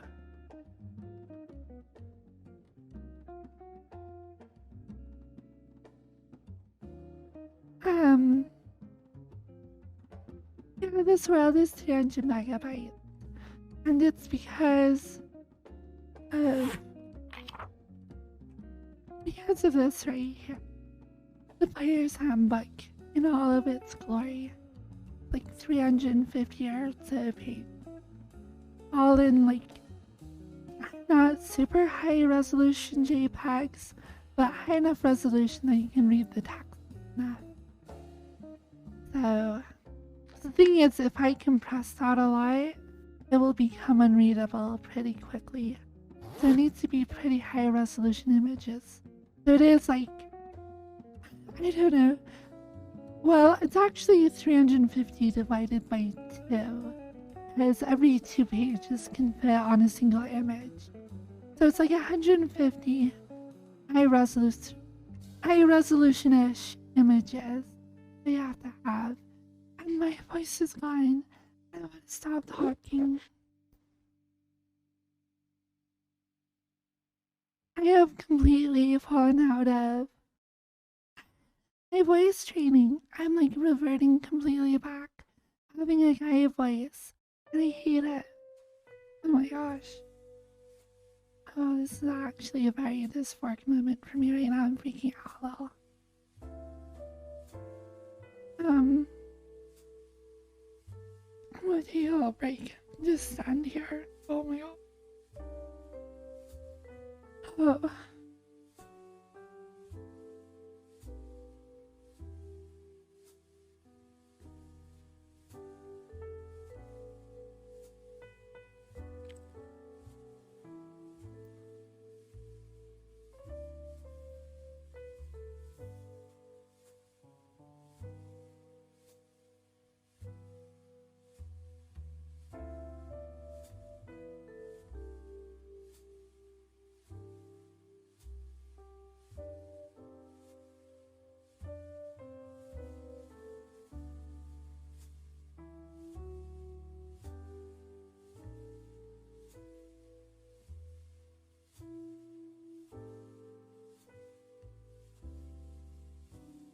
Sorry. Obviously I could talk about this all day. I can work on it all day. I can work on it for the next 3 months and still have so much work to do.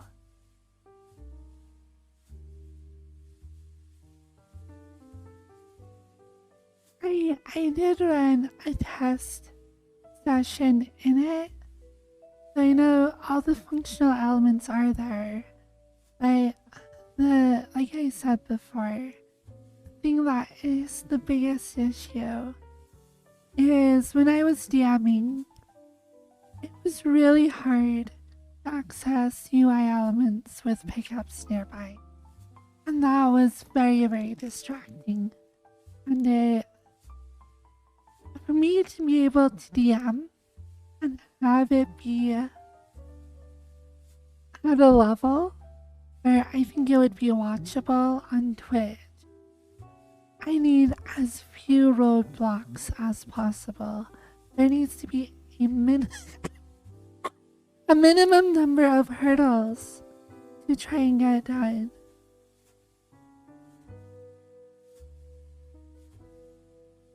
Because every moment I'm sitting at a table as a DM and I'm struggling with the UI is a moment that the immersion, the narrative, the momentum I have is broken.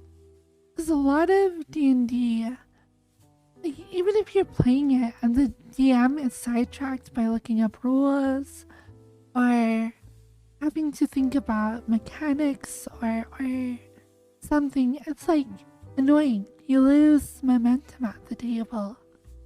And especially if you as the audience aren't even able to participate as a player, your patience for having all these interruptions and little micro breaks in like the performance and the narrative are going to be very tiresome very quickly, and you're just going to go watch something else.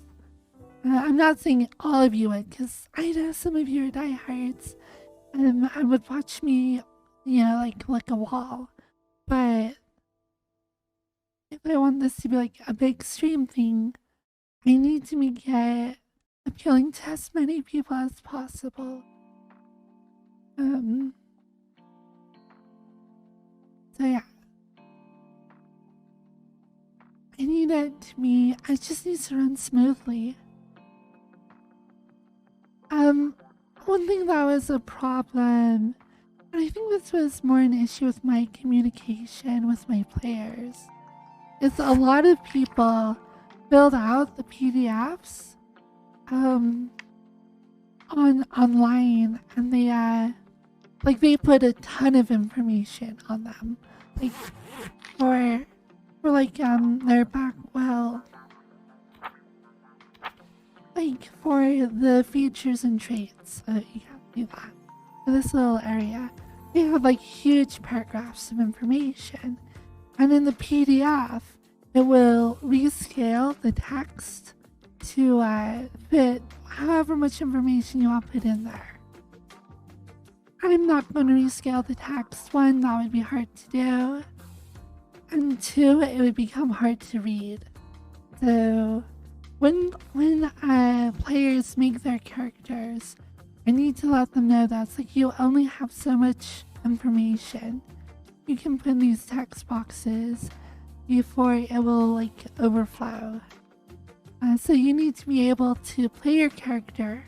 You can write down your features and stuff, but you need to know the rules well enough to play your character without having every piece of that information immediately accessible.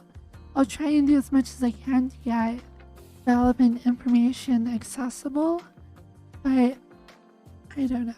You can't have the whole book in front of you like you can IRL without having, a lot of hassle flipping pages and stuff. So yeah. No, you forgot your spaghetti. That's no good. I'm sorry, I have to put you now.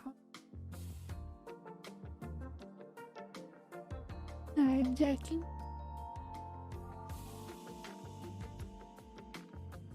Yeah, hi. But yeah, there is a lot to do. I don't know. Because even after I get as much of this put in place as I can, then it's like up to me performing as the DM. And that is a weird role to play, especially in a performance setting. If I'm just DMing with friends, then like the expectations aren't that high. If I want to DM and have a successful like Twitch experience as a DM, that's a really high bar. And having the distractions of virtual reality and the hampering that brings in where there's like UI issues, it throws you off. That's why when I did my test session, I just kind of stopped working on it for a while because I'm like, I don't know how to limit all these, or to mitigate all these limitations to a point where I feel like it would be possible to naturally DM Dungeons and Dragons in this environment. So it's a big problem.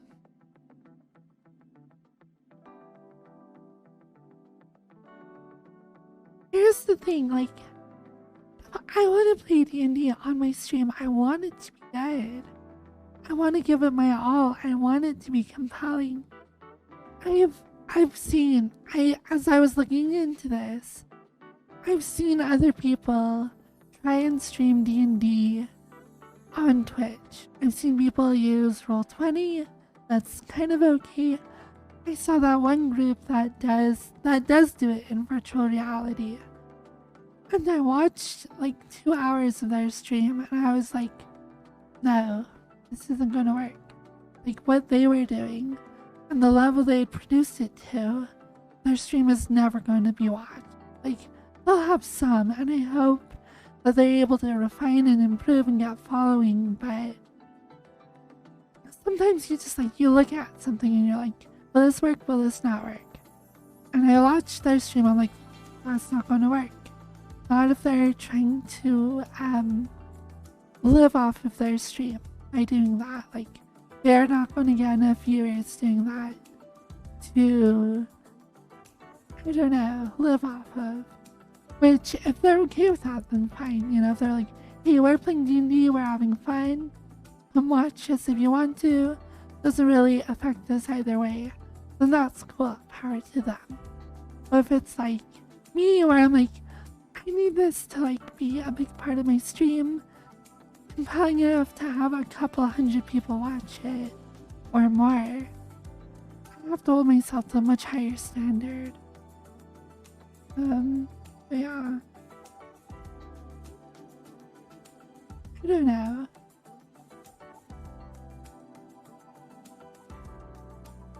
And yeah, a lot of watching somebody is if they have a compelling personality.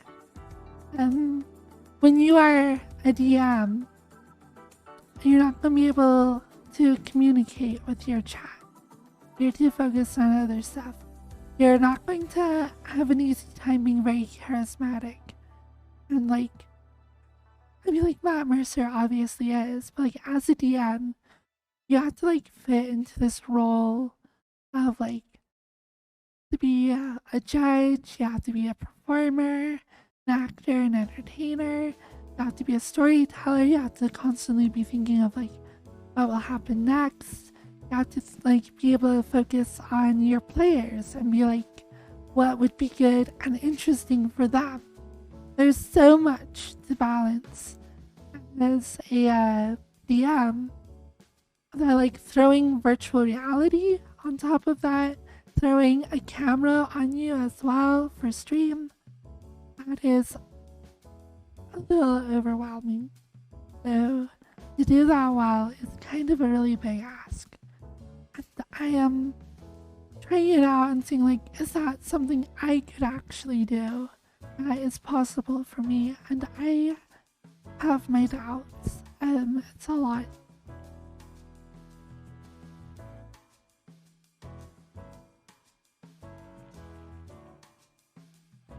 Well, I agree. I know it won't start out big, but for it to have the potential to be big, I feel like there are certain criteria it needs to meet. And if I'm just having fun and it's not meeting those criteria, it will never grow. So as much as I think streaming is about having fun and having that like contagious enjoyment, you can still limit yourself even if you're doing those things.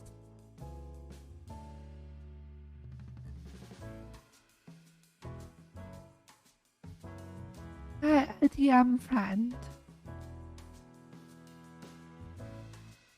That's a possibility. I do feel like though if I'm going to stream a D&D session and I will be the primary like receiver of that like money, like subs or whatever, so it will just be on my normal channel. It's hard to ask somebody to put the effort into DMing without like paying them or having them take a cut, which honestly I can't afford right now. Maybe that will change as I get a job, but for me to stream Dungeons and Dragons on my channel, I think it would be weird for me not to be the DM. I don't know. Unless I guess they were streaming as well, but who knows.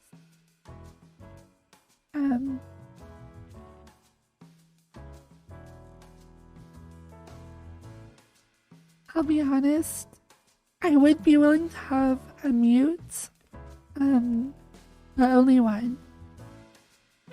If I have 5 players and one of them is a mute, I think we could work with that. More than that though, it would be too difficult to play this game. I agree, mutes would be kind of an issue for this. D&D is definitely a game where you have to talk a lot, and you have to be able to exchange information really quickly. Because even waiting for a mute to write out what attack they're doing, or whatever, there's a ton of information. That would really bog things down, and especially if I'm trying to perform, some RP thing or combat. I want all that to be as streamlined as possible. So yeah.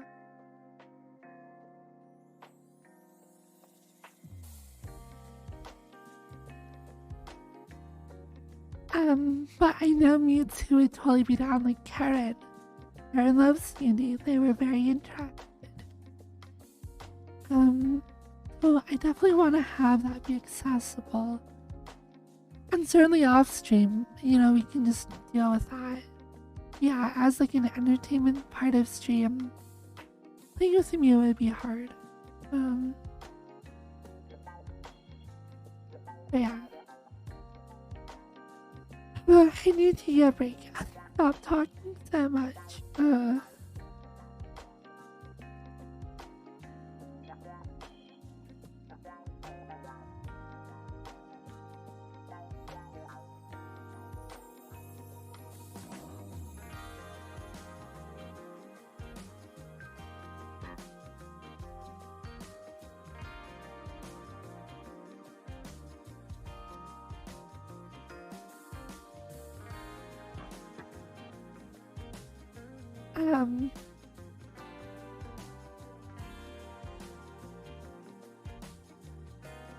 Oh, I can update my sub goal.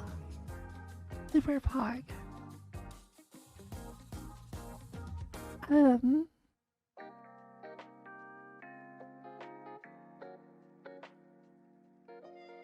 Sub goal. 1 million subs. Add a bunch of zeros up.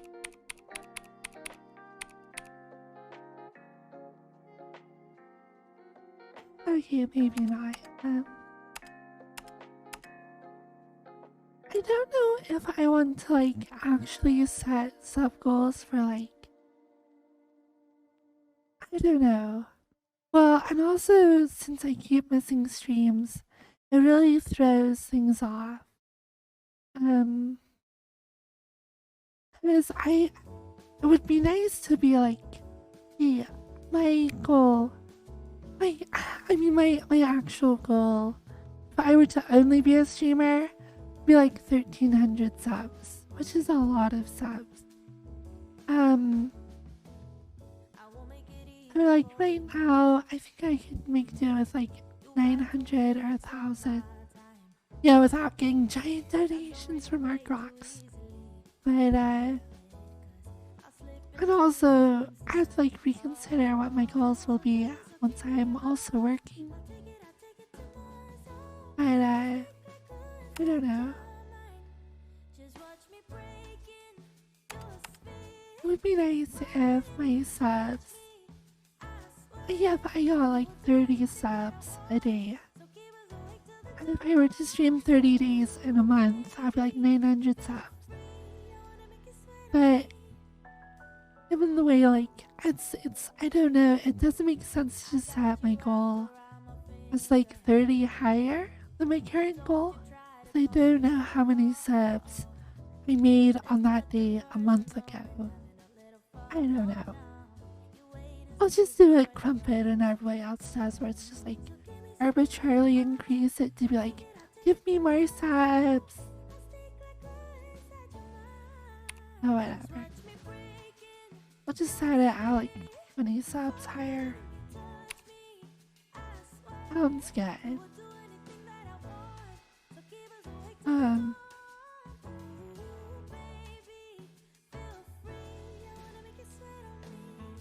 I think like 1,300 subs.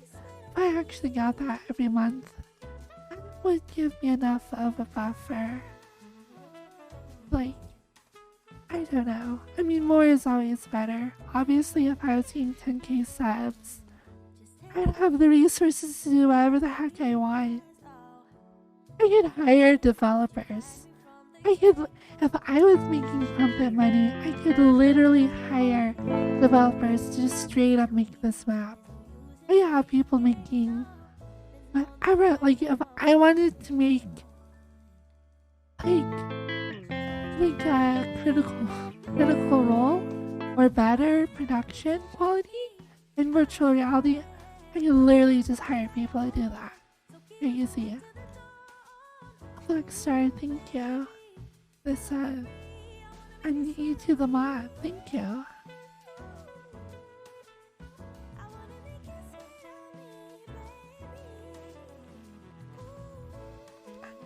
Dude, why pay people when they'll do it for free? I've been talking like Schmoopy a lot. He's like, yeah, I still lost it for Crumpet. No compensation, cause like, I don't know. Crumpet has the thing about him where like he'll help people out and like talk to them enough that they'll like him, and then they'll just like do stuff for them. Crumpet is an expert at getting people, like being nice enough to people that they do stuff for him for free. And he like has like found this like magical formula to do that to as many people as possible. I feel like the like social engineering you have to do, like get as many people to work for you without compensation as possible. It's like crazy. He just does it naturally. It's weird. The amount of people who just like follow around him around to do content or will like be editors for like his YouTube and stuff. I mean I have like Name and Arcrox and a bunch of like other people who moderate my community really well. So I take advantage of people as well. Yeah, you guys to do stuff for me without compensation. Arcrox has been maintaining my YouTube VODs for like since I started streaming. So I don't know. Hello XCon. Hello Smiley.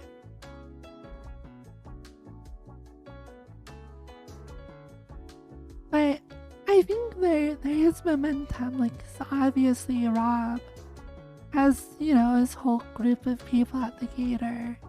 We're all there. A lot of them are motivated by the exposure they get by being in that lobby. Some people aren't though. There's people like Barely who are like just there to be included in a group and have friends, which is why I was originally there. But yeah, I don't know.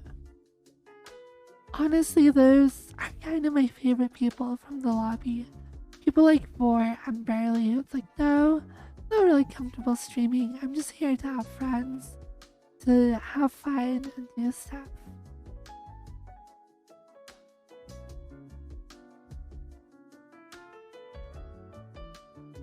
Barely is awesome. I actually DM'd Barely a bunch, like probably like 7 or 8 months after I left the lobby. I got to know him a little bit, and he really is actually the sweetest guy. Like he you know, when I was interacting with him in the lobby, he definitely puts on this persona of like unfazed, I don't care. You know, I'm the butt of a lot of jokes, but like I don't give a shit. That's a lot. I don't give a shit. But like he does. And he's really sweet. He's a really good guy. I like Barley.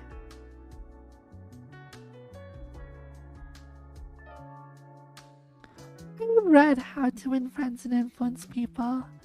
And my takeaway from that was just care about people. Show how invested in them you are. Like, I thought about, like, how to just have a friend. It's like, care about this person, you know, actually be involved and like work with them to help them achieve their goals and be like, care about the things they care about, like genuinely do so. And if you do that, you'll have friends. Which seems pretty obvious, but like, yeah, it outlined that fairly well.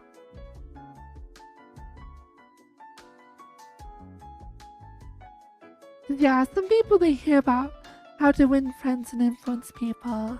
And they're like, oh, what's this like weird corporate scammy? Like, how can I take advantage of people? And I don't know, it's been a long time since I read it, but when I read it, I was like, oh no, it's just genuinely like, just be nice, care about people, be invested in them and their pursuits. So yeah.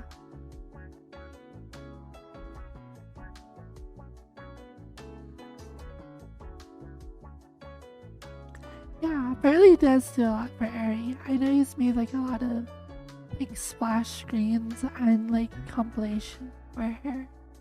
Just cool. So yeah. Yeah, I feel like a lot of self-help, a lot of kind of popular books, like a lot of it is practical sense, a lot of it is just common practice anyways, but it can be useful to kind of step back and like analyze those common practices, because it's like, how do you be somebody's friend? Like, what is the actual stuff that you're doing? What is the important steps that you take to actually have that relationship with someone? Because sometimes you'll be like, oh, maybe I'm missing a piece, like I'm doing most of this, but here's something I don't really do.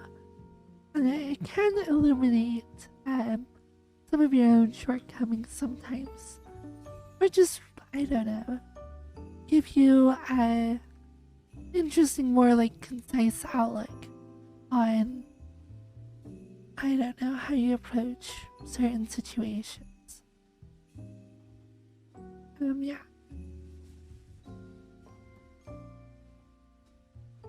I have and I guess that was a soft head, but lots of kisses. I know, I just find it interesting. Yeah, and a bit. Oh, and another phone call. I better go check. Hello?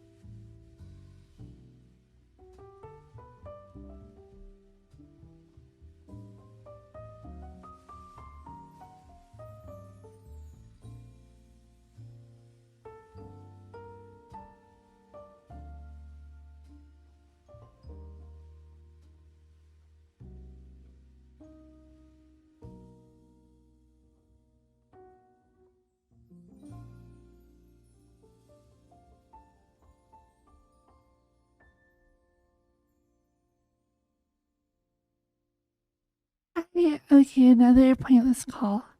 I don't know, I don't actually expect them to like call me back today, but there is the possibility.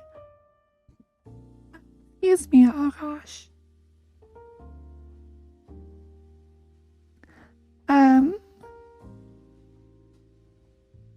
Yeah, I like my emotes.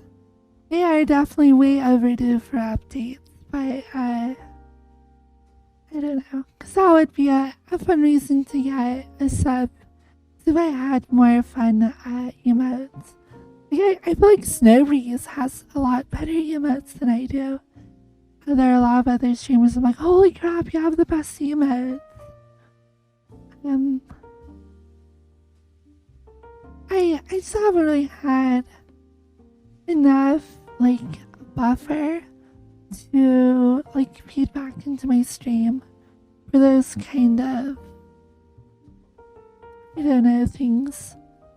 It's hard to spend money. Like, yeah, I spend money and make money. It's hard when you just are barely getting by to do that. Oh, too close to my mouth. Sorry. Hello.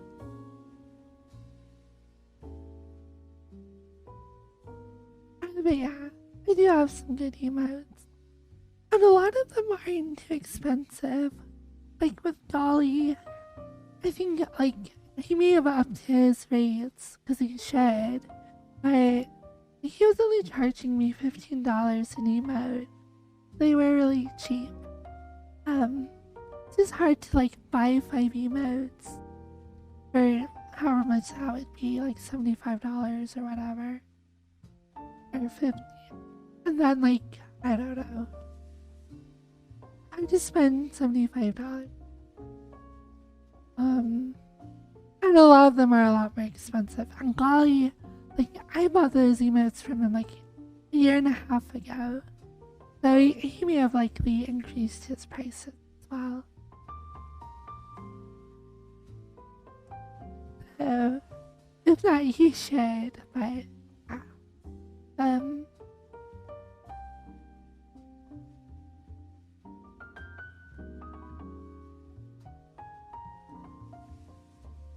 Oh my gosh, I saw that video with the goldfish.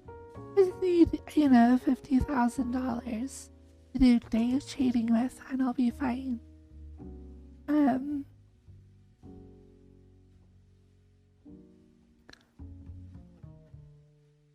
Yeah, not exactly a good idea.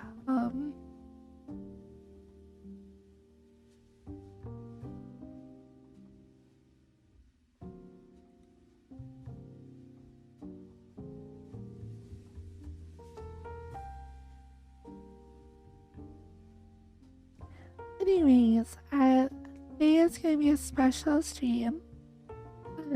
We're announcing the launch of Fox Coin.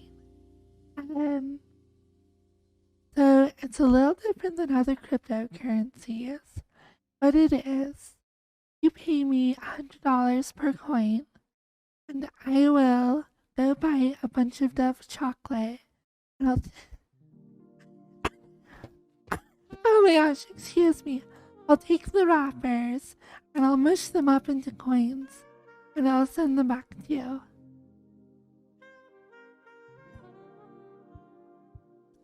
No, it's not backed by chicken nuggies. It's just backed by tinfoil wrappers from chocolate shaped into coins. One wrapper, we're selling it at like $100. So.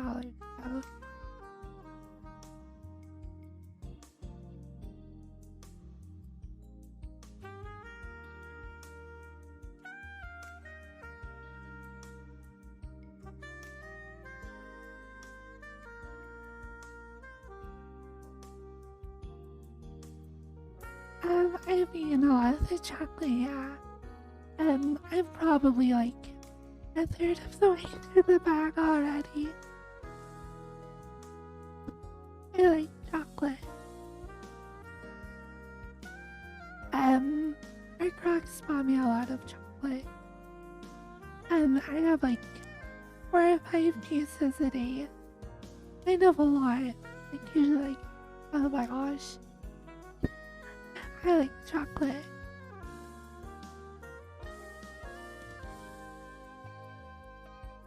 Yeah, well, like 5 pieces a day is like, I think 50 pieces.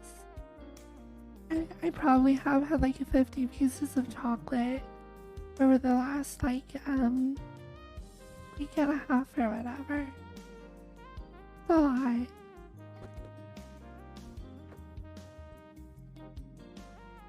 But like, I'll make breakfast and I'll have like a piece or two with breakfast. And then after stream, I'll usually eat like a piece. And then like, when I have had, I'll have a piece before I brush my teeth. So yeah, I like chocolate. And it's actually really nice to have snacks and chocolate to eat whenever I want. I love it.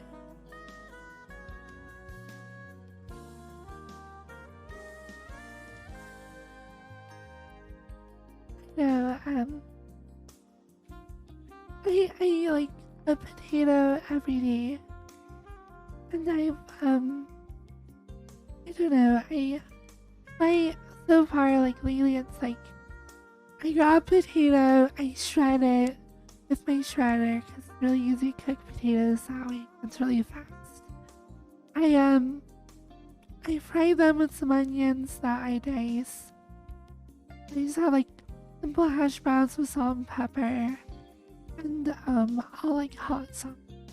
And then I'll do eggs, either like sunny side up or in an omelet or something. And then I'll have like a piece of chocolate at the end.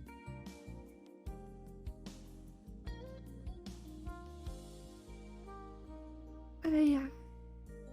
That's what I've been eating every day for the past like 2 or 3 weeks or whatever. Potato, like 3 eggs, and some chocolate. That's good.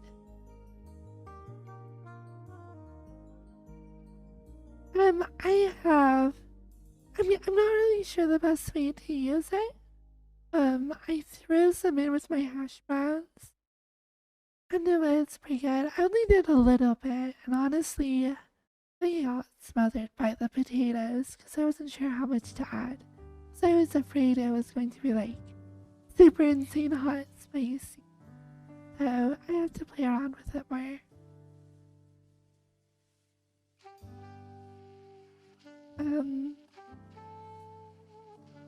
Yeah. A potato, 3 eggs, chocolate. Like me. The last 2 weeks, or 3 or whatever. There's been like lots of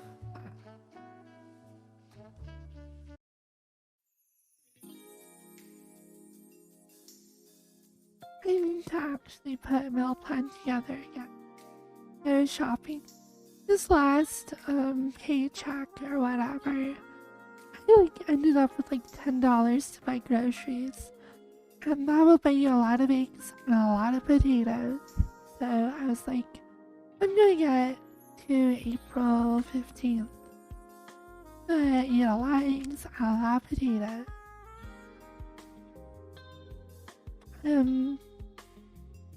Obviously, I just got like $1 billion from everybody yesterday. I'm not sure what to do with that money right now. I need to finish paying off my lease, I guess, which is almost done, and then probably save it for like a deposit and a first month's rent. For a new place. In fact, the call I just got a second ago was my landlord just called me and they're like, hey, we're calling to see if you're gonna update or renew your lease or whatever. And I was like, no, I've been looking around, so I probably won't be. I'm not final on that decision yet, but probably won't be renewing my lease. So I just let them know. So yeah.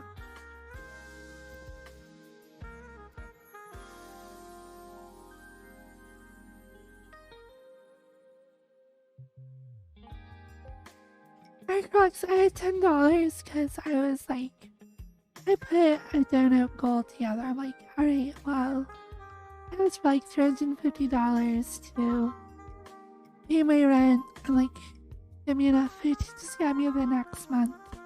I'm getting another phone call. I will be right back. Hello.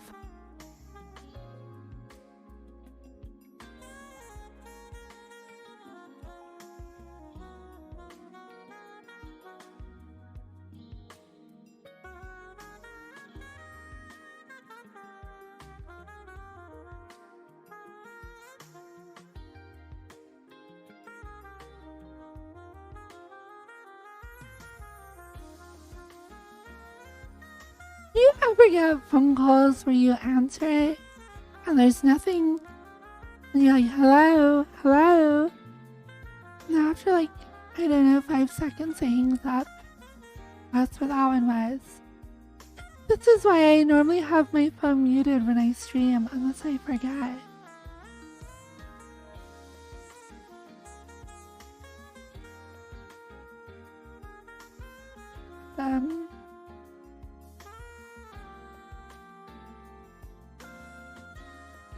So yeah.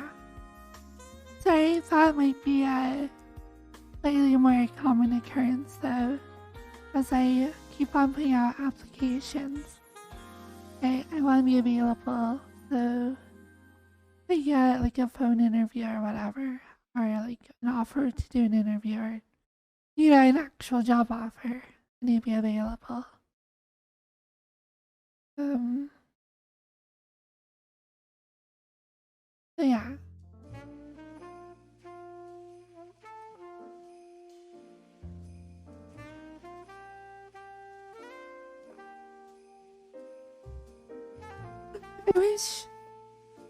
I wish I had the time and energy to like really put more time into this map. I also want to do another avatar outfit. I also want to like, there's so much stuff I should do. This map, like I need to finish the D&D stuff. I also want to pull out more details out here. I'm gonna do an interactive fridge, a microwave. I want like a little popcorn machine. I want like VR darts. I want a bunch of stuff. I'll add more little props and details. I want to add a lighting system because this is even like put together. My light is even wired. I want to be able to have it so. Oh, where did I put you? Camera. I want to have it so you can actually flick the light switches. There's a lot of like little things I still want to do.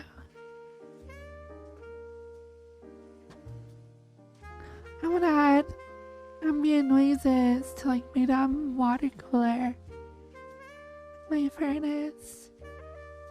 I want to add like a whole production booth on this table to switch between cameras and stuff. For streaming D&D, there's so much I need to do still.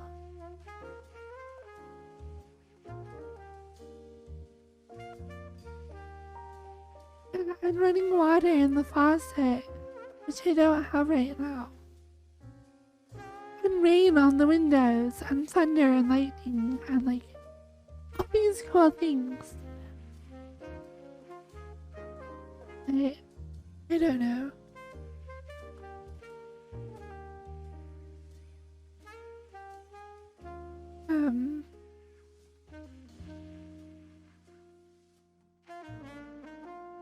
There's so much to do.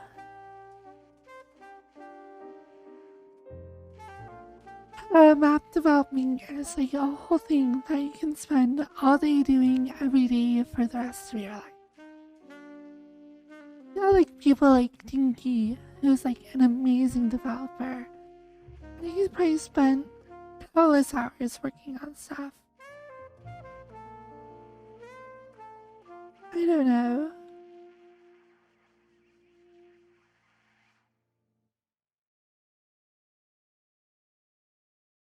This world does look good. I got it pretty far. I would say it's like 70% done even. But getting it to that last 30%, getting into that home stretch, would have been really difficult. I don't know. Yeah, I think he made that Ruby world, that's really cool. So, obviously he created a whole, gun system, navigation system for like NPC enemies. all the animations and stuff. I know you worked with a group though, so I'm not sure who all did what. But like that's a lot of big stuff.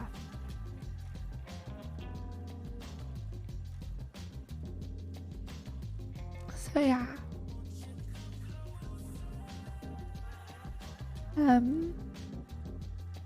I added my pinball table back in. This is also something I need to put like 10 plus hours into to get it to the point that I want it to be. It's not there.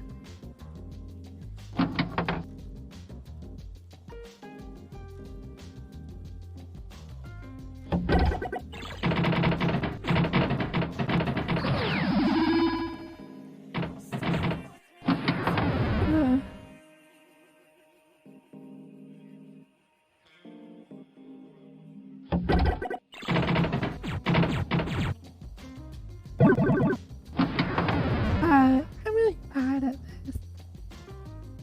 I don't know how people do pinball for so long. Also, that is broken. Look at what this paddle is doing. See, this paddle is normal. Like, what's that? That one is rotating. That's not what it should be doing. Buggy, we'll have to fix that.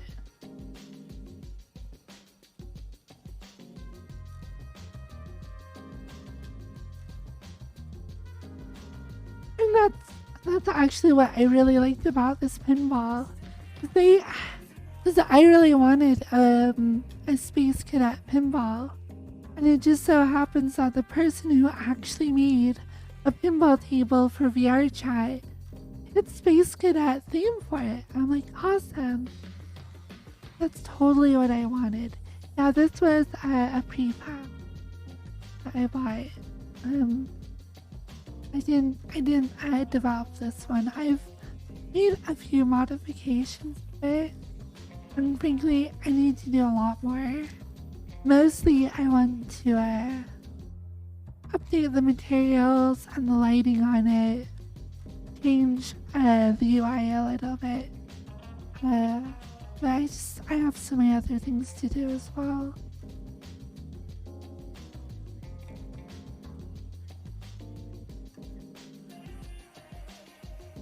I mean, to be fair, I only paid like $15 for this prefab. Yeah, it's definitely very buggy. But as much of that is my implementation of it as it is the original prefab. I'm sure I can get, like if I were to reset a lot of stuff, I'm sure it would work okay. It just needs a couple of touches. Thing is, when I originally got it, it just doesn't fit the rest of my theme. Or like this world. Because this world is semi-realistic. Looking like, it looks like a basement. This pinball machine looks so fake and like, it looks so video gamey. I really want to update the case on it and like the legs look like they actually would on a real pinball machine. So, I don't know.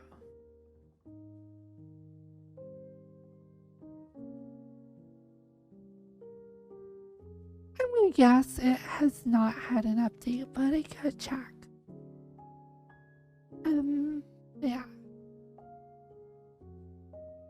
Well, so I've gotten pretty good with doing furniture. I'm pretty proud of my couch, my cabinets, all my stuff. It actually looks pretty good. I want to do that with the pinball machine as well. At least, like the interior and all the field, I'll leave as is. Because that works. And it has physics and stuff I don't want to have to redo.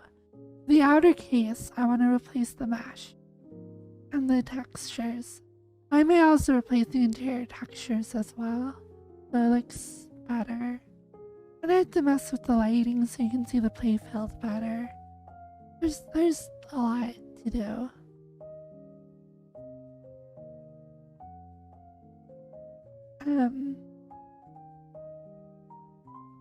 Yeah.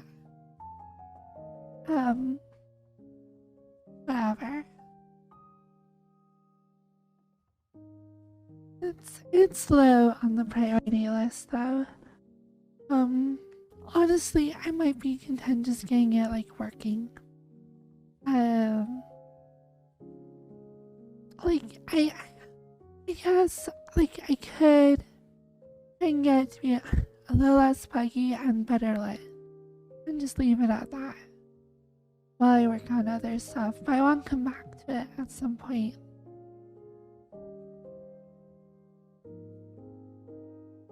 It's not really the focus of the map, it's just a thing you can do. I just want to add a lot of things you can do.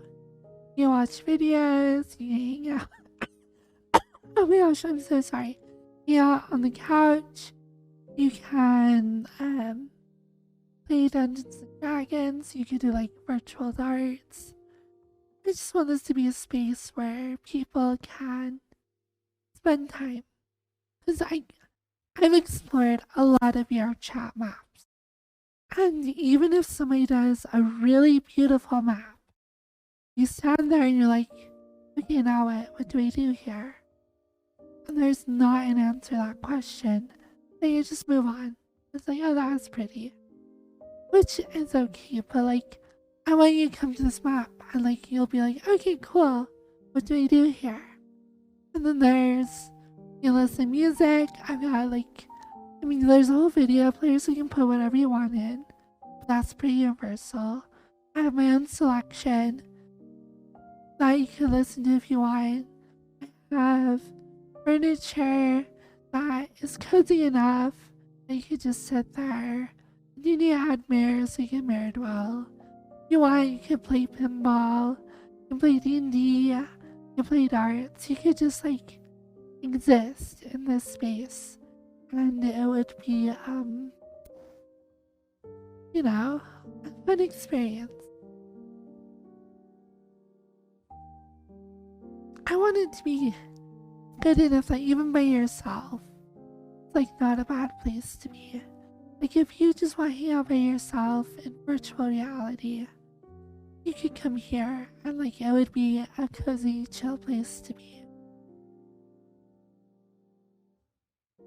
It would be so cool if I could get like an arcade cabinet as well with working games. That's a really big thing to try and do. I wonder if I could buy prefab for... There is a platformer I saw somebody make for VR chat. I wonder if I could get that, throw that in here. Like a little arcade cabinet. That would be really cute. But mostly I need to focus on the D&D stuff.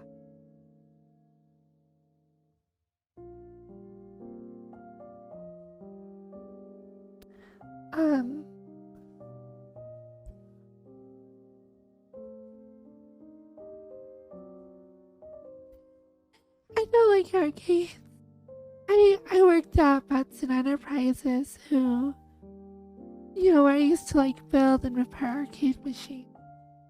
And like, I feel it's like there's that meme where it's like, Mom, I want Spider-Man. And then it's like, we have Spider-Man at home. And then you have Spider-Man at home that's like crappy Spider-Man. Arcades are the opposite of that. Like, Mom, I want to play Halo. And then you have like Halo at the arcade. And then you have like Halo at home. And Halo at home is so much better. So I feel like arcades are like, I want to play video games. At home is so much better. That being said, just last night I went to a nickelcade with my friends. We played Gauntlet Dark Legacy for like 30 minutes on a crappy arcade cabinet. And to be honest, the experience was miserable. The screen was tilted back, so it was like really hard to see and uncomfortable. with 4 people around that control console. It was like way too tight. We were all on top of each other. But it was still fun. It was like ergonomically terrible. The display was terrible. The controls were terrible. The chairs were these hard metal stools, and they weren't the right height, so we ended up standing anyways, because we couldn't see the screen when we were sitting down. Absolute terrible experience.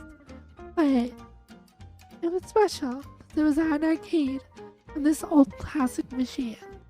So it was still fun. A fun night out. Plus, the Nickelcade. Well, I guess it's called Nickelmania. They also have like 50 like classic like pinball machines. So you like play a bunch of pinball, which is pretty cool. And it's all really cheap. So I will say I took some of that money, that $1,000, and I spent $5. Like hang out at Nickelcade for 3 hours with my friends.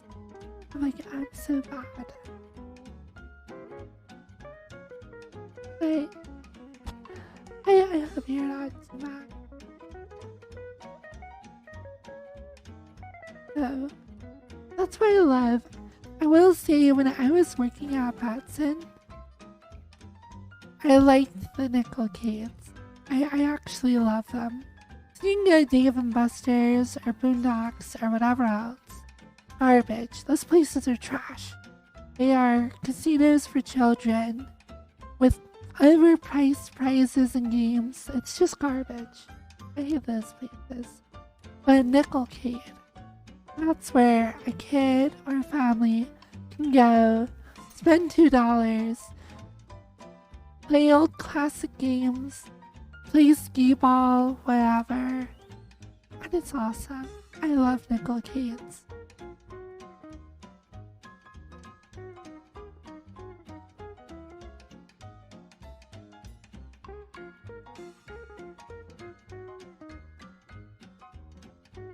Yeah, I'm actually a really big fan of Nickelmania. I generally don't like arcades, but if I go to an arcade, go to a cheap crappy one, because they're full of old games.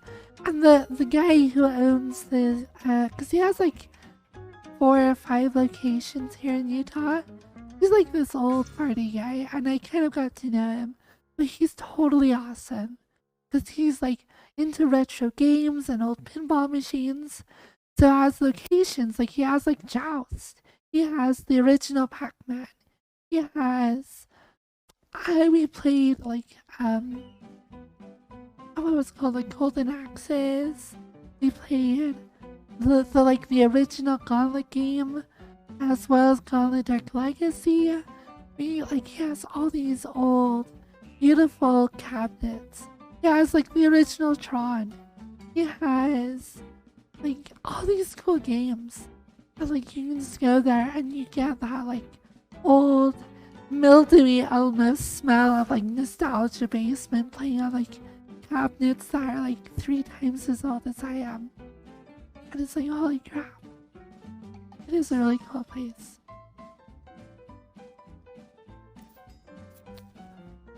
Yeah, I played Golden Axe with Mr. Basement. I played the dwarf and I played the hot barbarian chick. Oh, hello. That was a lot of fun. I was also really bad at it. And so they're like these little dinosaurs. And they have guys on their backs. And you can kill the guys. And then you can jump on top of the dinosaur and run around and shoot fireballs or whatever. And so Baseman would jump on one, and I would accidentally hit him and knock it off. Or like I would knock him off the dinosaur, then the dinosaur would run away. I'm like, oh my gosh, I'm so sorry.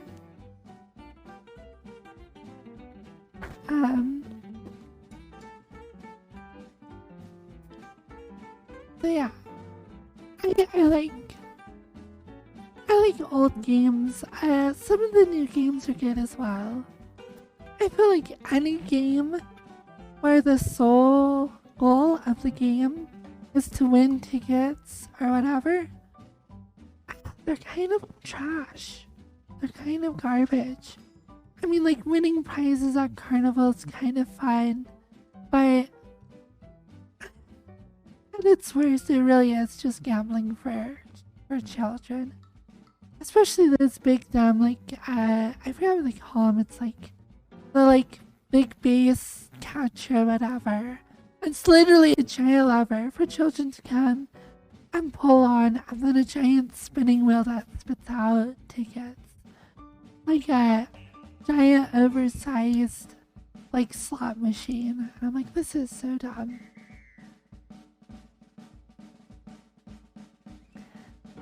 Like, I can get like if you go, you play a skee ball, you get enough tickets off of like, I don't know, $1 of tokens, and you get enough tickets to go buy cotton candy. That's awesome. I think that's great. But having children just like pull slot machines and spend like 1,000 of their parents' dollars to buy like, I don't know, a Nintendo Switch or whatever, that's so dumb. I don't know.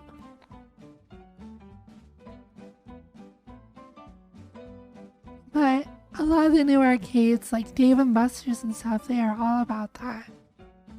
The old places, they're like, we have some plastic rocks, some Tootsie Rolls, and like, I don't know, playing some skee ball, and then like getting a handful of Tootsie Rolls at the end. I don't have a problem with that. I don't know.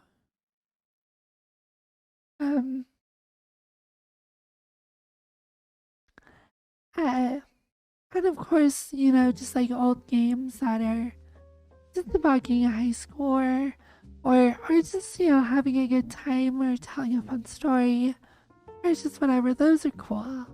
Pinball machines, I think, are really fun and cool. I don't love playing pinball. It's fun to watch my friends play, but like, I can get the appeal.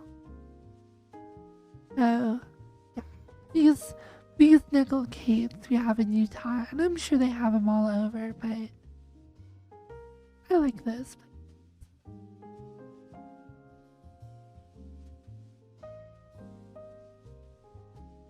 Chinese finger traps are cool. And I like Boondocks enough. Like, it's fun. It's like a young family. You like go bowling or like do laser tag or go karts or whatever. All that stuff is awesome. I just don't like how crappy a lot of the modern games are that are totally based on like gambling and trying to like get children to like spend money to get tickets and prizes that are the exchange rate is so terrible, but kids don't care. They're like, yeah, I'll spend as much as my parents' money as quickly as possible, because they're not gonna buy me an Xbox. But if I spend like, you know, $50 every day, I go to this arcade and like make it a habit to go there like once a week, then I'll eventually get that Xbox. All I have to do is just like stand and like swipe my card enough times. Done. I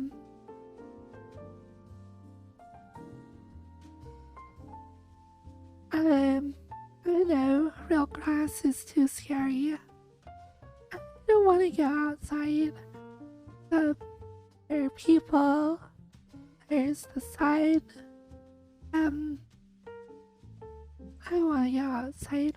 I'd rather stay in the basement and play Dungeons and Dragons. Hello.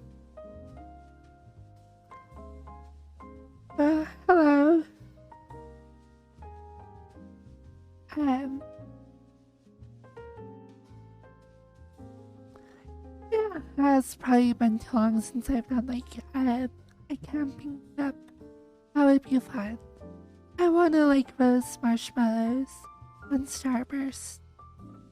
I don't know if you've ever roasted Starburst, but it's kind of a thing.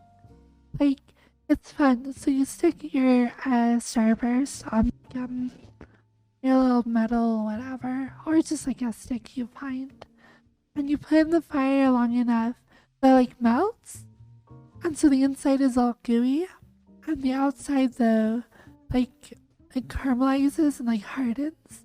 So you like pull it off and you eat the Starburst, and it has like a crunchy outside. The inside is like soft and gooey. Really good. Alright, see you later, Crocs.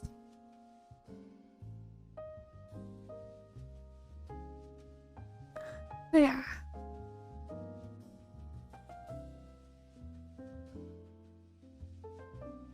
Um, I should go visit friends the other side. I've been doing a lot of talking. That's all I do anymore.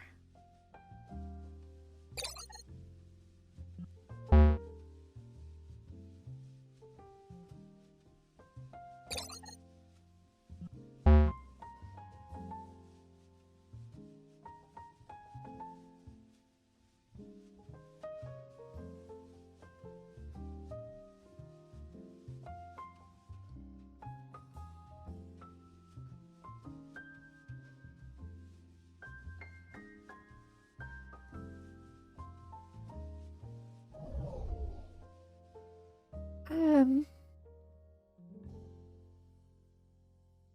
the price. Um,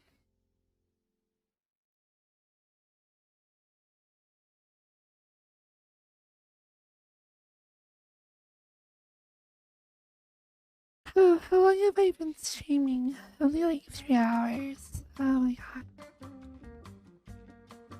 I guess I can go explore somewhere else.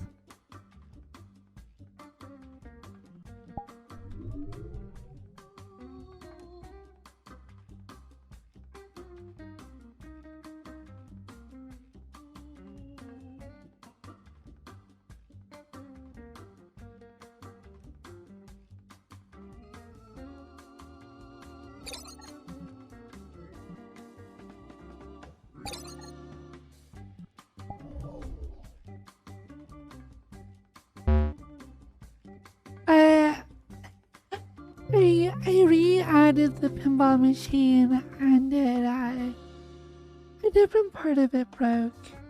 One of the paddles doesn't spin properly. I have to re-upload it again.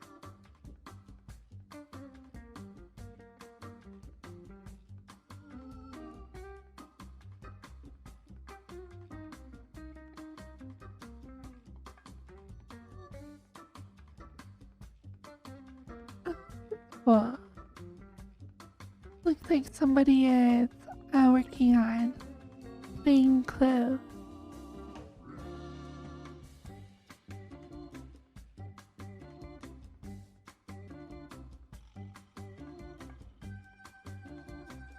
I love how they did a 3D model for the little house. That's actually really cool.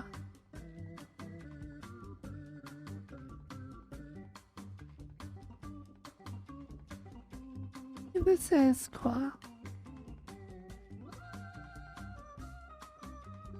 A lot of work. Well,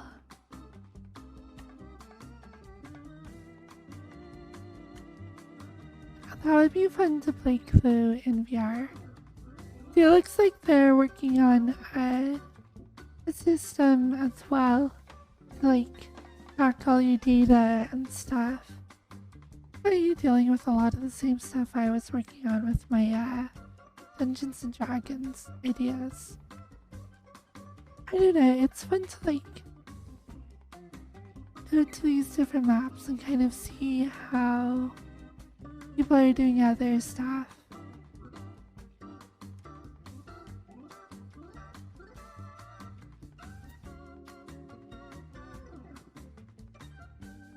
Yeah, this is another early work in progress.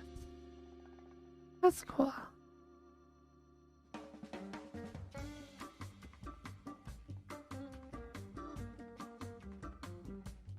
You know what I'm struggling with? Um, it's not so much finding a group of people as much as it is allowing myself to become a part of like a group of people. And I've had like a couple of groups I've been bouncing around with, but like I don't feel like I'm like able to become a part of one because I'm not letting myself.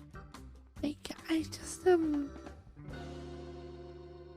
don't know. Like have trust issues from like the gator where like I just don't want to like invest so much of myself, you know, emotionally into like a group of people again. Just to have it all go crap. It's so hard to like want to join. Like, I don't care what it is at this point. Like, I go hang out with Taka a lot. Or be part of the beneficial server that's all about just having sex with each other. Or an RP group, like with Snowbreeze, how she does like House Row. Or Party Town. Or, well, the Undivided is what's called, not House Row. Or one of those other groups. But it's just like, I just can't bring myself to like invest myself into a group like that. Just, I don't know, it's frustrating. I feel so lonely and like I want that again so bad. But I just can't. I go and I just like end up leaving because I get like really anxious. I don't know what to do about it.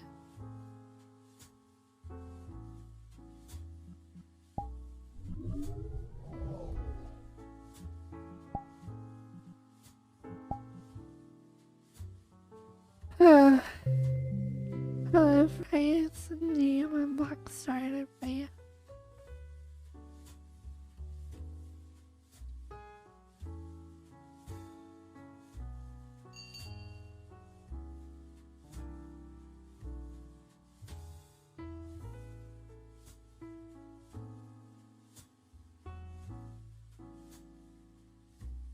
Holy crap, Mingo! Are you streaming with that? Mingo? Are you kidding me? No, that's not okay. Mingo, are you serious right now? That's insane. Whoa. I'm opening up her stream. Is that, like, is her avatar glitching out for me? She literally only has pasties on. That is definitely TOS.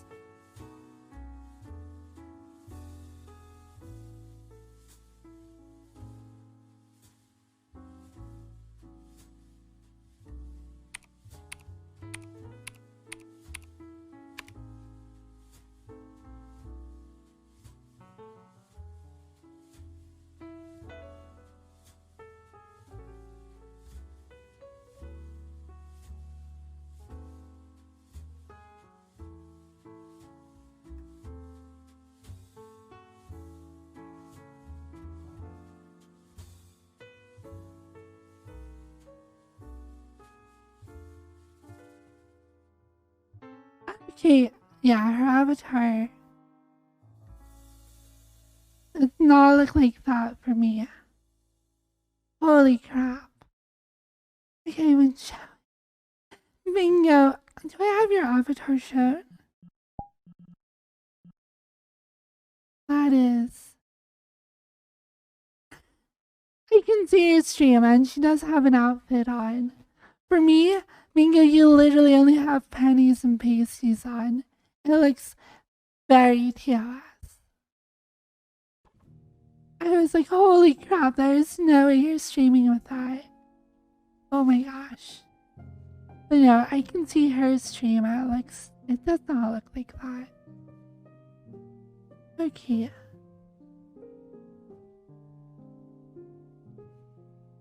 Yeah. Bingo, you look not streamable. I don't know why I do have you shown.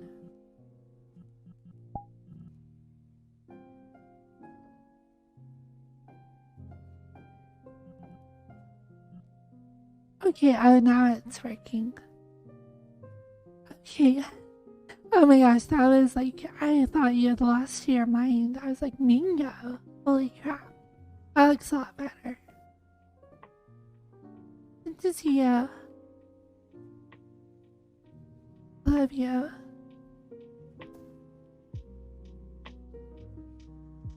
I I was so worried. I was like, am I about to see Mingo get banned again? Like, holy crap, Mingo.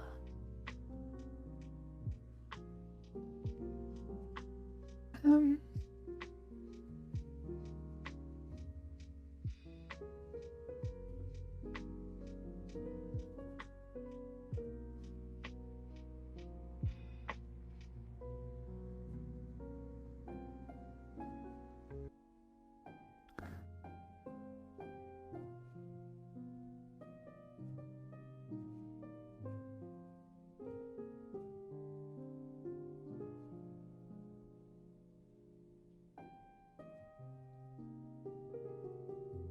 what are you up to?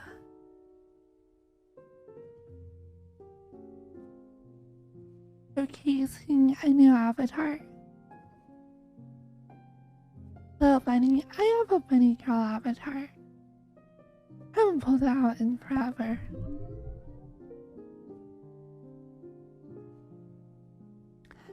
I may have even deleted it.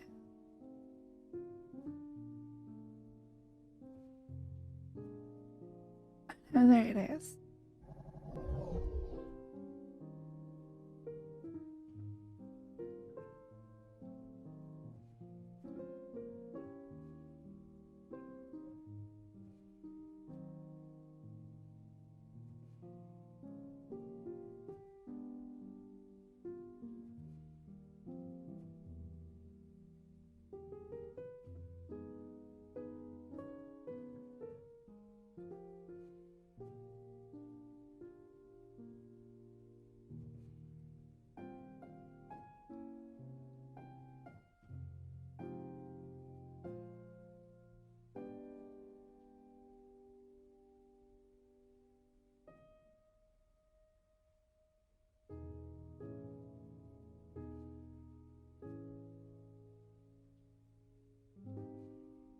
Um,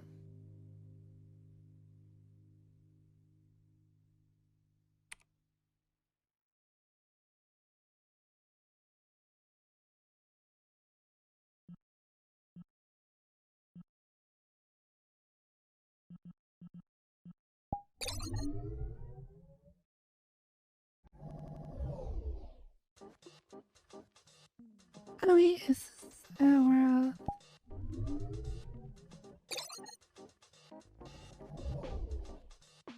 I saw my golden gator badge on this avatar. I haven't used it for that long. Wow.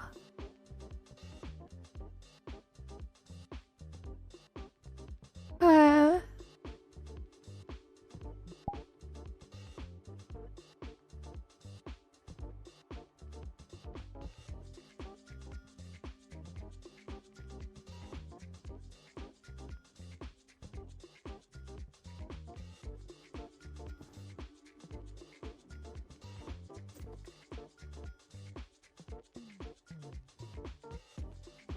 first I ended up converting this into like a swimsuit. Yeah.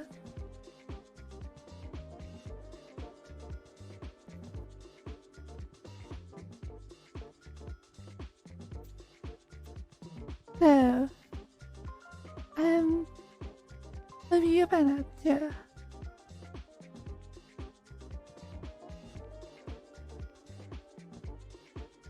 Oh, how am I tracking guy? I'm over. Oh, sorry. My head is stuck. Oh, please. I'm pretzel. I am pretzel.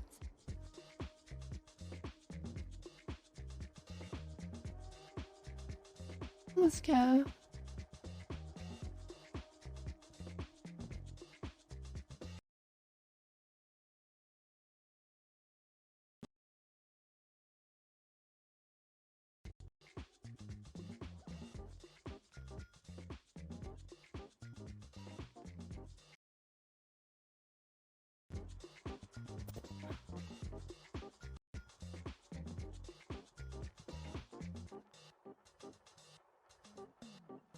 Okay, I'm back. Sorry. I am pretzel.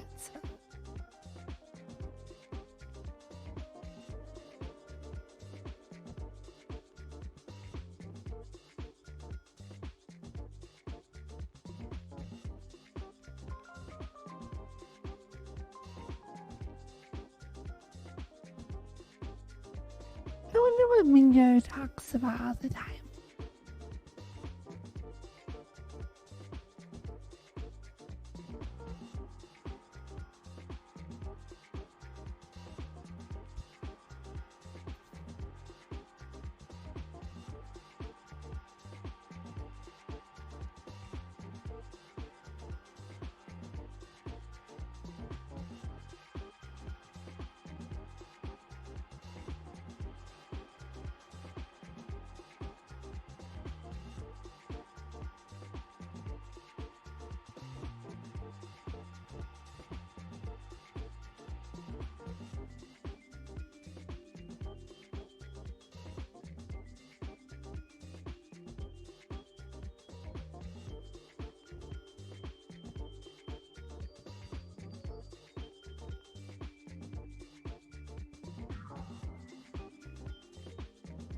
Mingo, have you like a showcase for Google Physics and VR chat?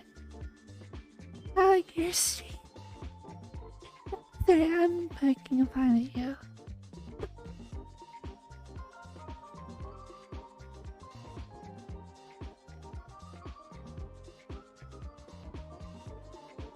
Let it go.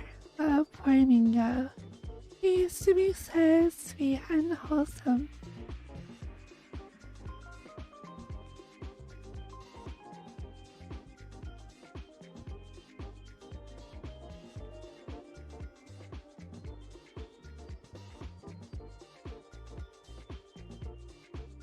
My eye tracking is probably broken.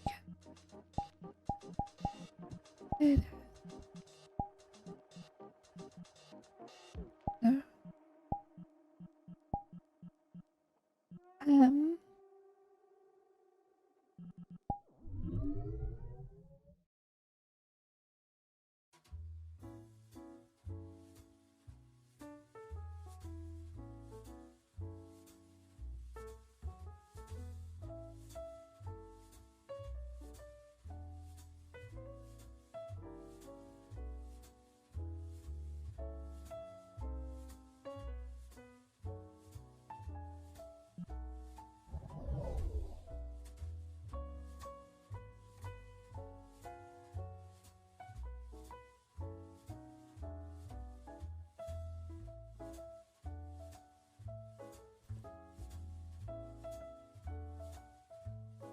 Oh my gosh, with throwback avatar.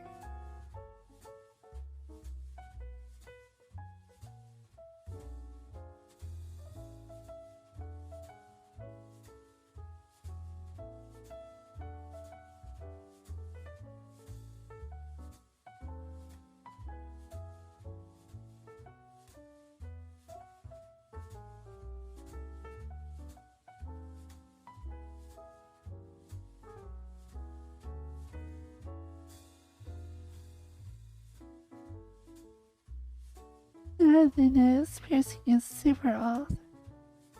Like this avatar is just weird in general. Like the eyes don't fully open. I don't like the nose piercing, honestly. But I did end up getting rid of it.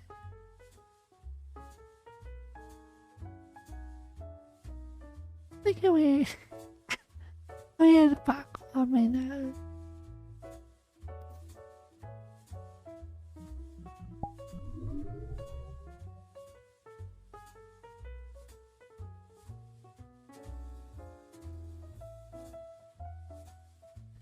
I got rid of it pretty quickly a long time ago.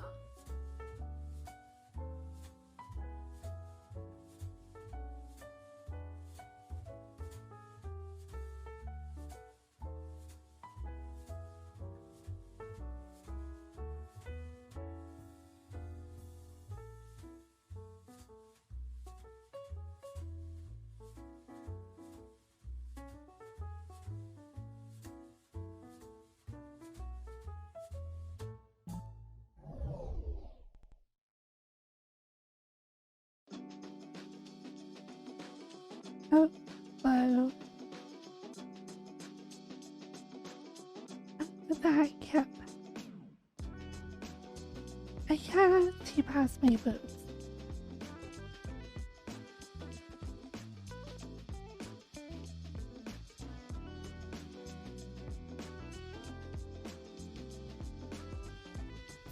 Just thought we'd hurt.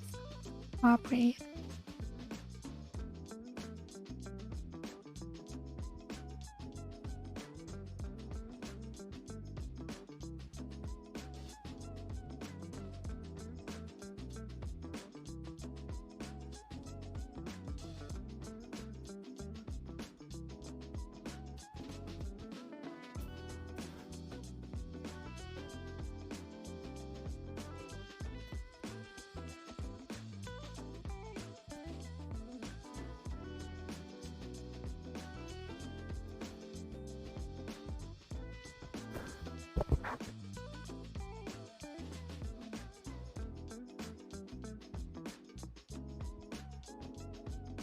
Oh my gosh, I'm terrible.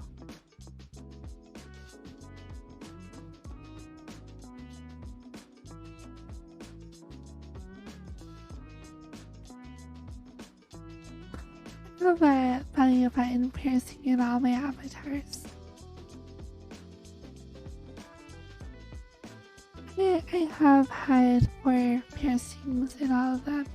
My tongue, my belly button, and the 2 others. I don't know where those 2 are.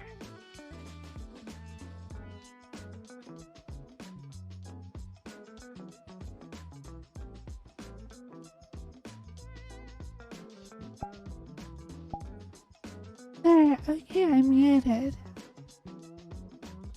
You guys can still hear me and my mouth still moves. The Mingo, I guess. I don't know, I always feel weird hanging out with Mingo these days.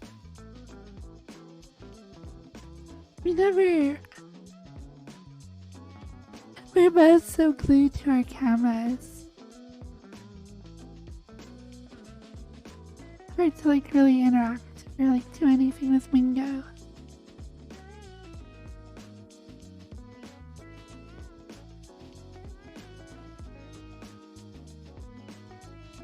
That's okay. She's a lot more fun to hang out with off stream, which I get that. When I am streaming, I'm always focused on my little camera full of little chatters.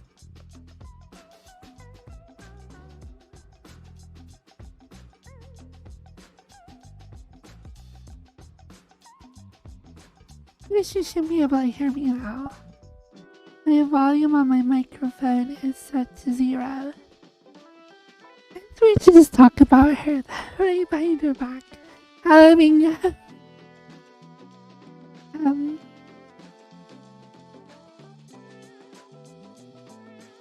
Oh, sorry. I knocked my mic right into my mouth.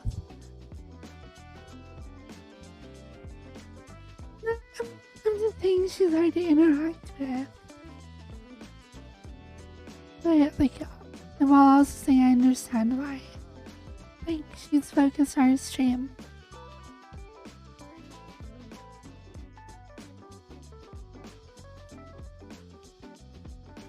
Sorry.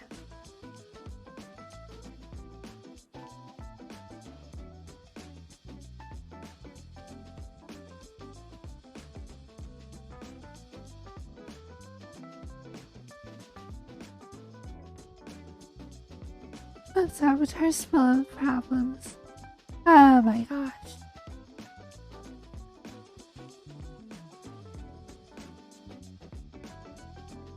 Oh, this is bothering me so much to not have eye tracking. Holy crap.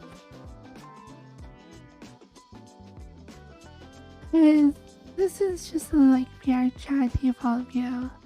And it does focus on the camera. There are times where I'm like looking at you and stuff.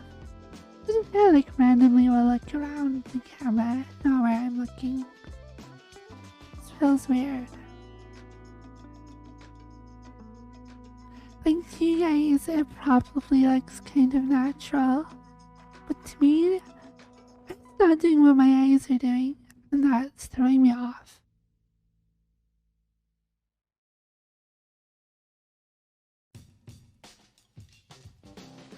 My face definitely feels significantly less animated. I can compensate with hand gestures a little bit, but definitely a lot less natural.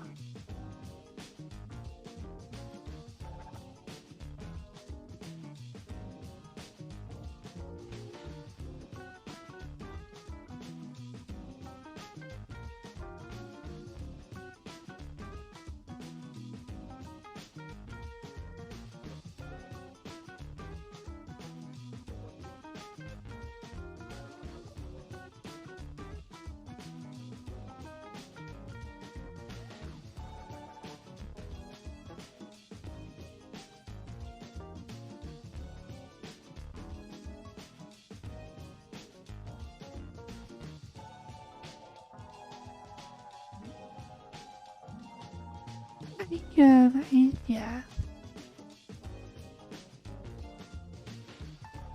Have you met any wolf guys IRL? No, I can't say I've ever met a wolf guy IRL. You mean just like furry? Like furries or something? Like what?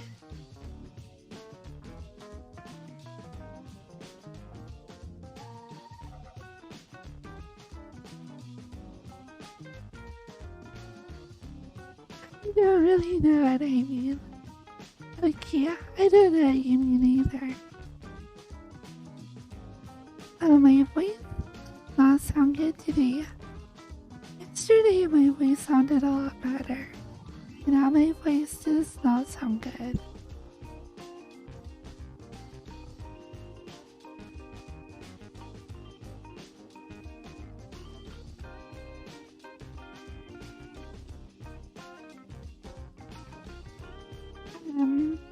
API for guys who allows businesses to create virtual storefronts.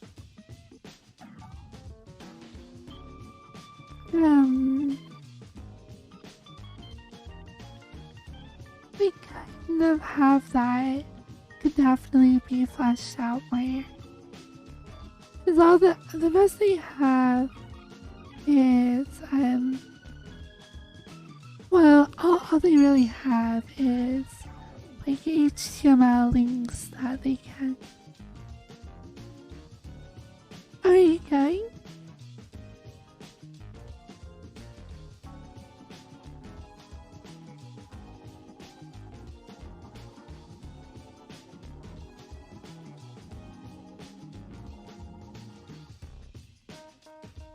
She's asking me if her avatar is okay. I don't know why it desynchronized her. However.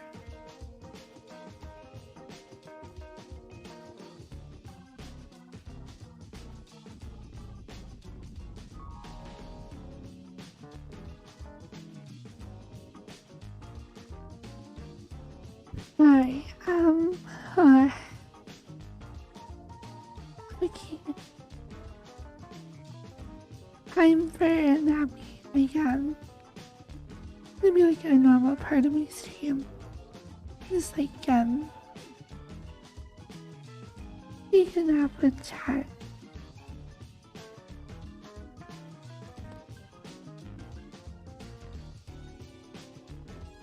My schedule has been like super crazy lately.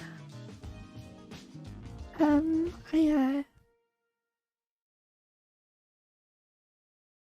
hello, head.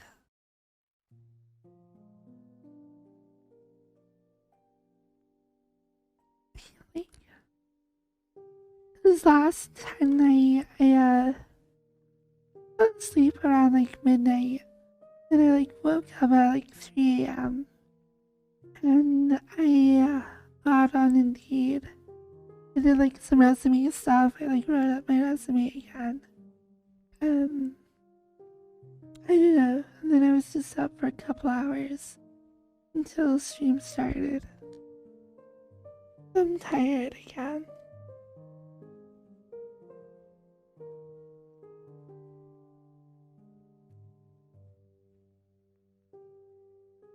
Oh, can you not hear the music?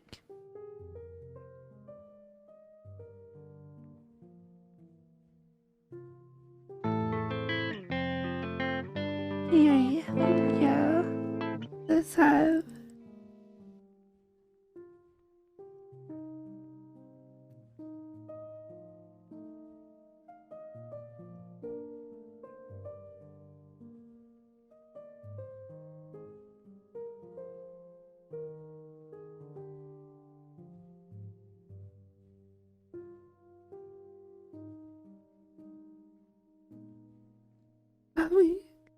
Stomach is making weird noises. Sorry.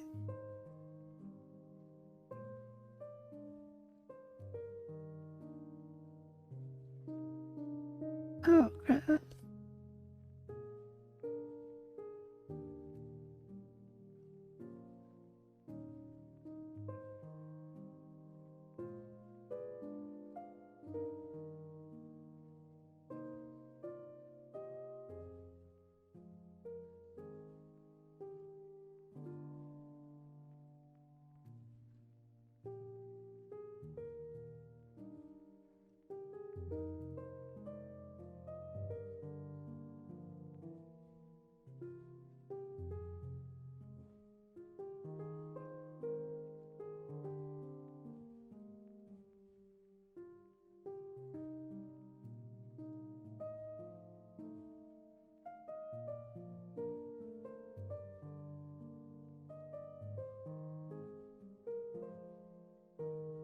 That's my opinion on Poro. I have no idea what Poro is.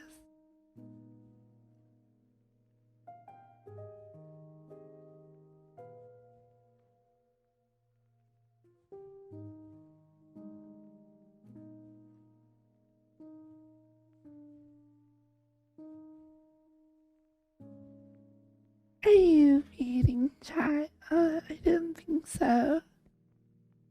I'm just doing a weird sleep stream.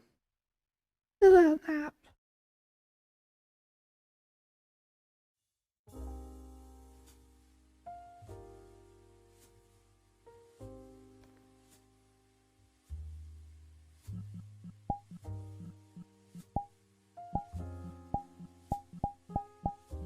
Oh,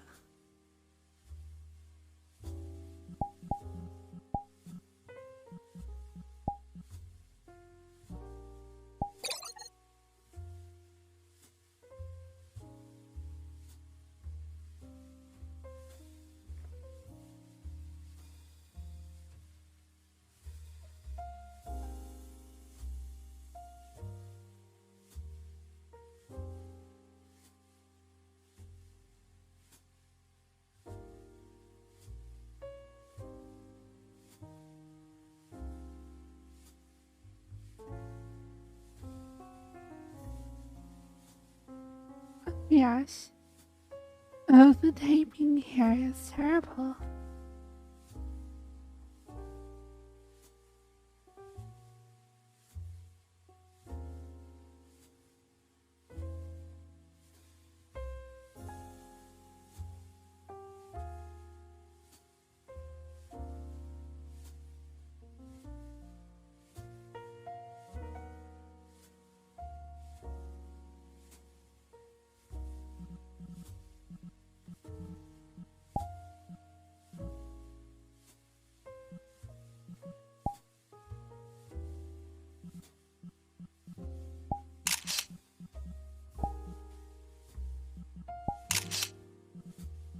No.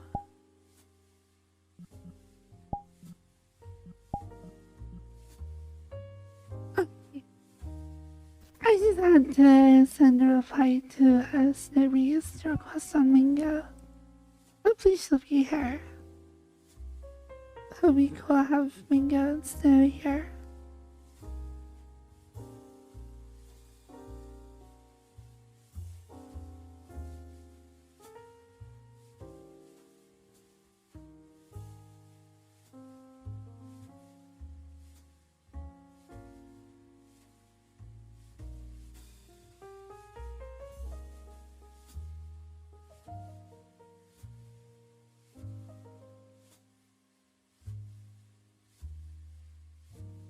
A legendary trainer.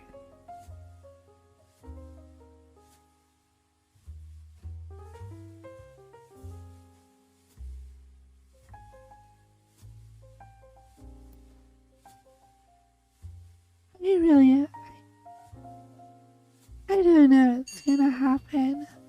I hope I can keep streaming. But I need to go find money elsewhere. I don't know. I haven't been able to grow or even maintain my stream over the last year. So, I don't know. I don't have that like streamer mindset to like grow and be like, I don't know, good at this.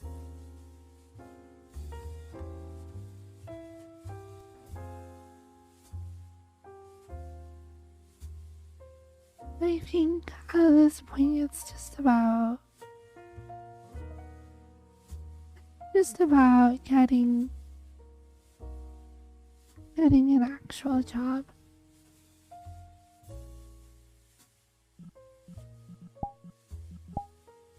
No, come here. I love your butt.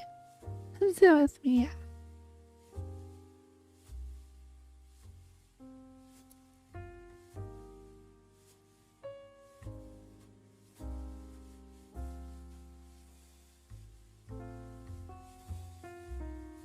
Yeah, like a chair, maybe.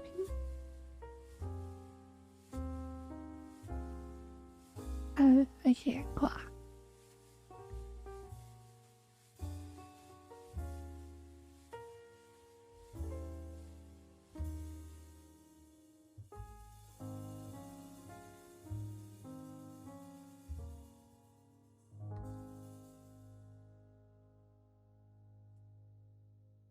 My hair is stuck in the pillows.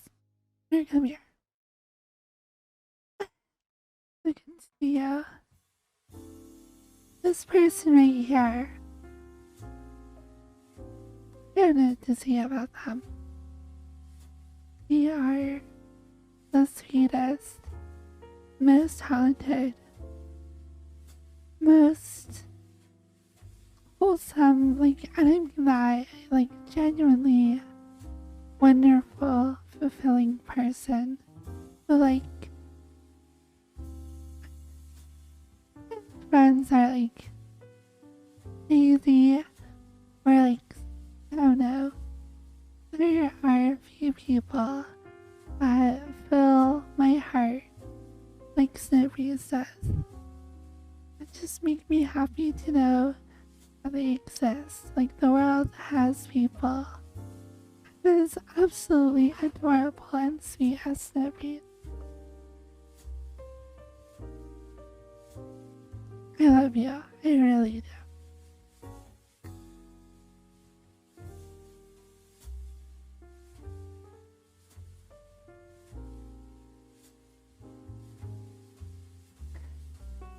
Oh my gosh, Name is making fun of me.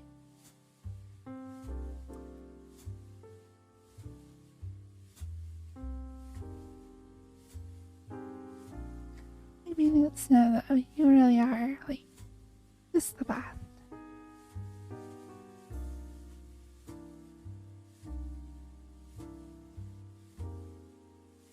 You do people. And you ask for like so little in return. You're just so generous. You're like sweet and cute and docile and everything I would ever want to be.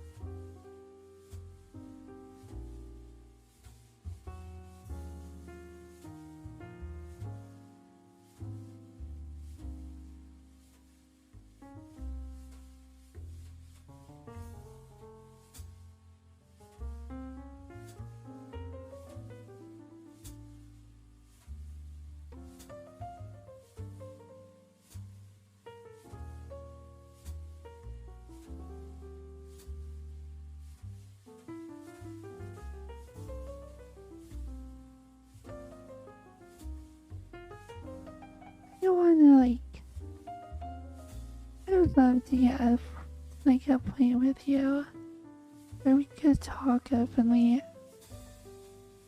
I wanna know everything about you. Like, I wanna hear your dumb, cute little voice. Just be able to talk about all the dumb problems, little whatever's in your life, and just wish I knew more about you. I really do. I don't know, lately I've been like, I want all my mute friends to unmute for me and get to know them better, because like, we know each other like 2 years. And like, you're one of my best friends. And I just like, don't know enough about you. And you know everything there is to know about Snow.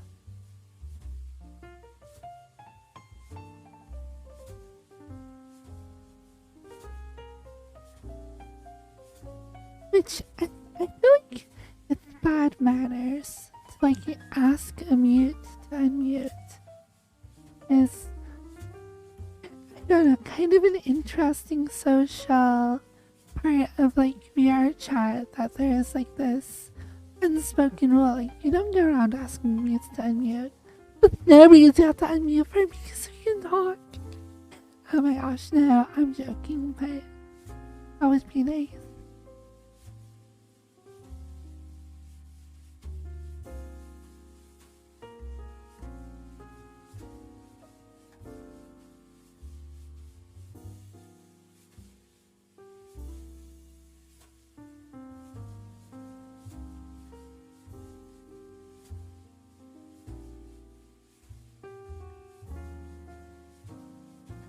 It is really good to see you in VR chat though.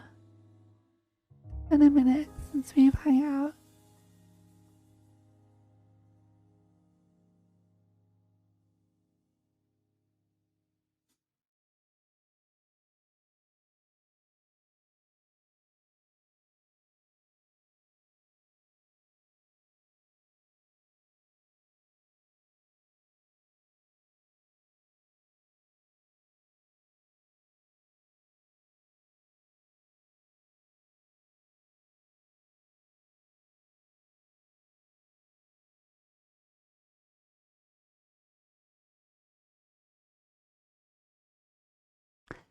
Like, this is a new hairstyle. The same? I don't know, like the way your bangs are swept over. Looks different to me. No? No, maybe not.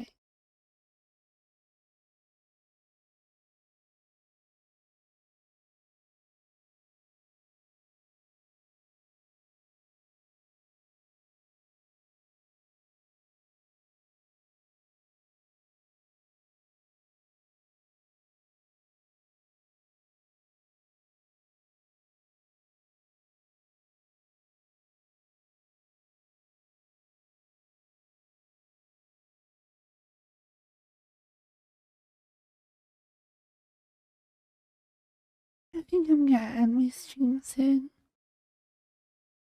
I don't know.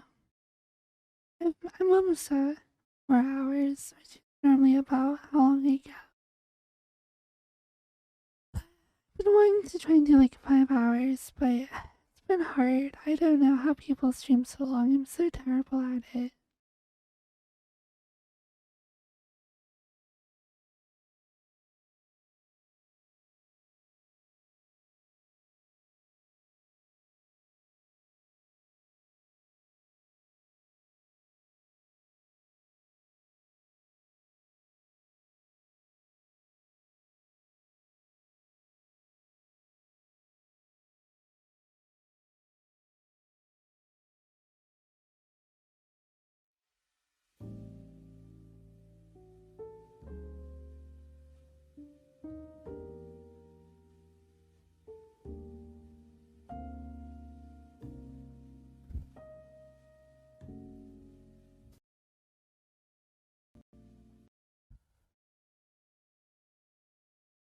Oh, that's killing my signal.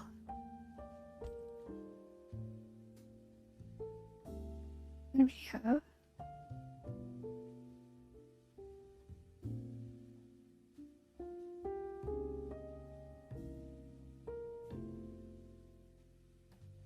Oh my gosh. Inflation is hitting super hard right now.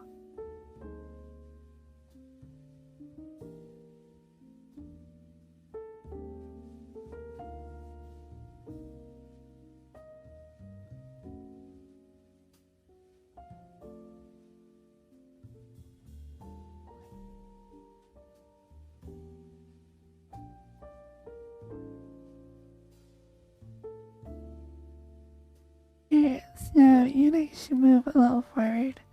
You're still kind of clipping into the couch. There. Come this way out. Oh, there you go. A little better.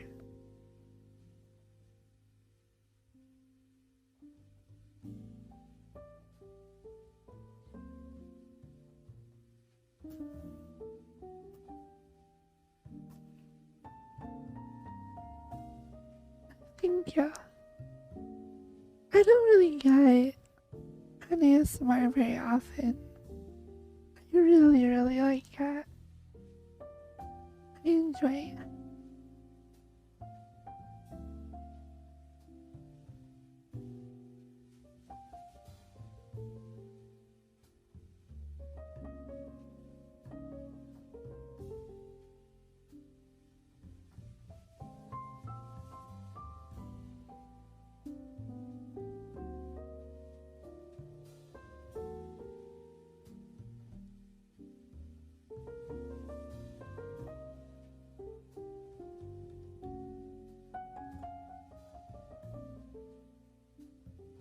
Oh yeah, the way my chat saying you have new bangs. I swear you do.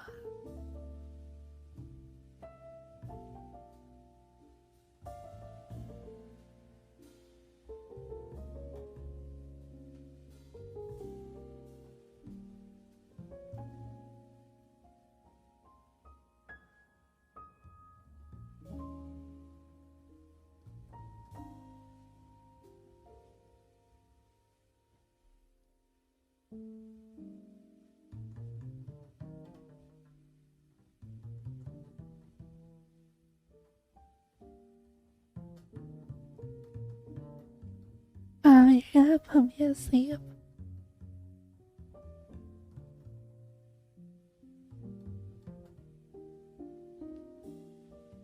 I don't like being a talker with you being a mute. So you're like way cuter than me and it sucks. Oh my gosh, no, not cool. You are such a butthead. I want to be the cute one.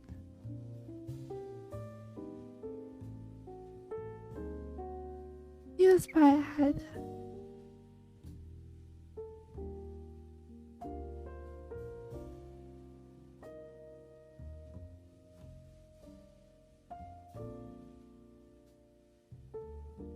Totally unfair.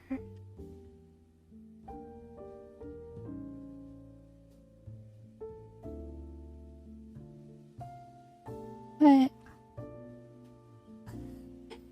Okay.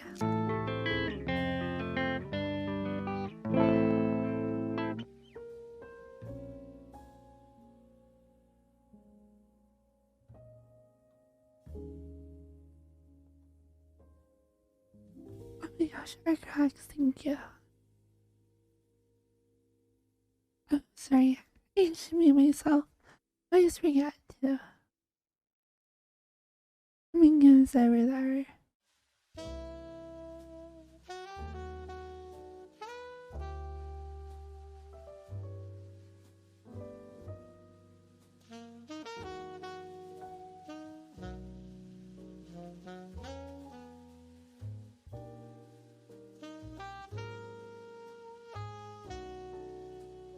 Oh, I am all over the place. Sorry.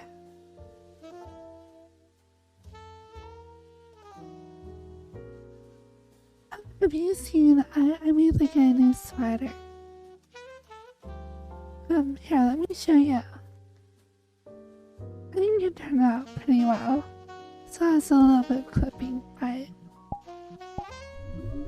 for one of my avatars, it's pretty good.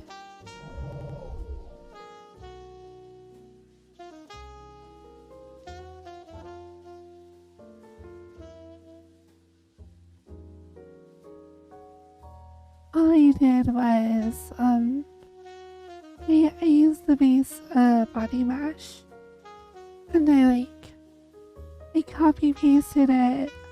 I expanded it a little bit, and then reworked some bits. Added a little bit of a skirt.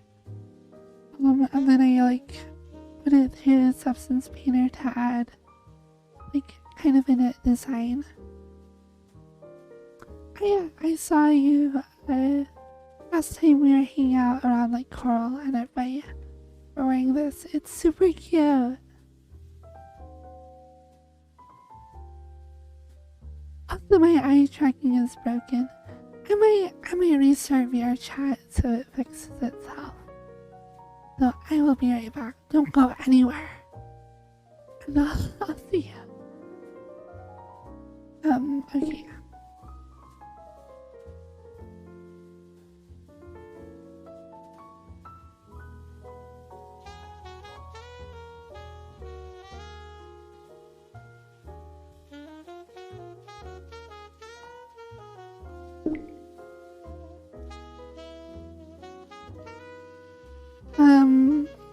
Everybody's talking about sub prices.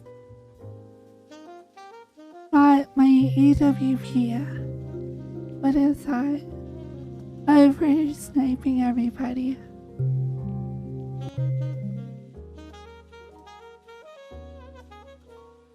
I know, the way your boyfriend Shirley is a really good Hey, what do I... Oh my gosh, I'm sorry, what do I not know?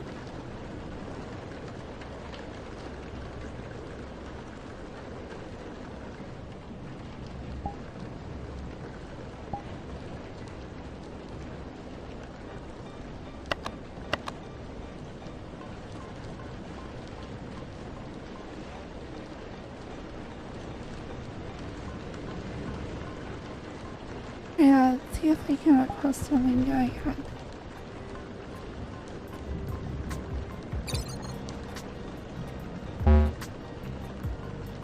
Honestly, sitting in a world with Minga and Snippies, I'm like two of my most favorite people in the whole world.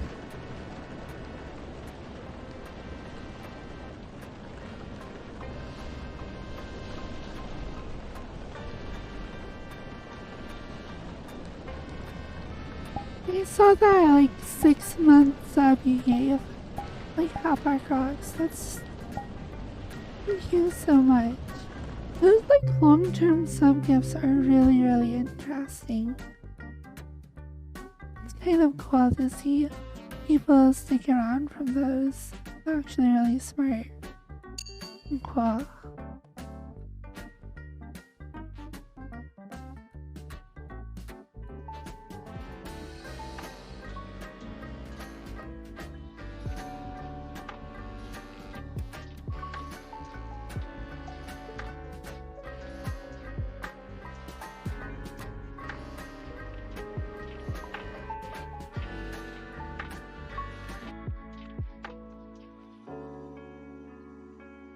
look at these two people.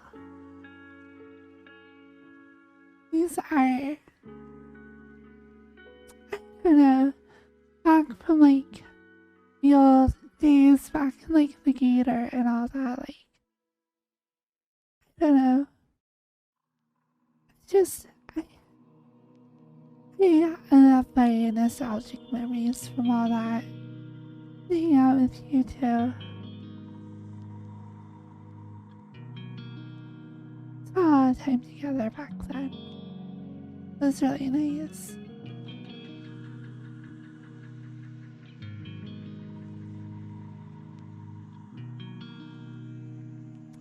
Uh,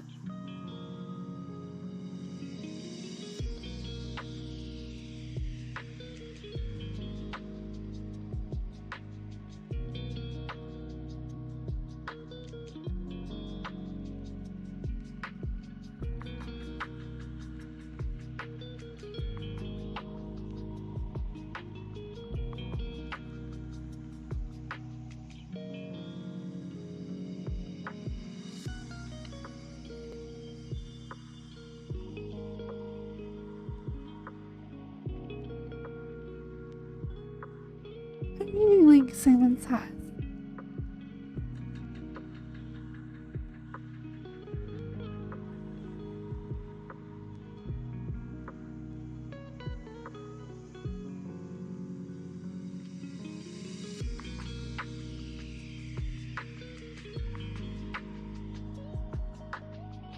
Probably shorter than Snow. I am taller. But only on the inside.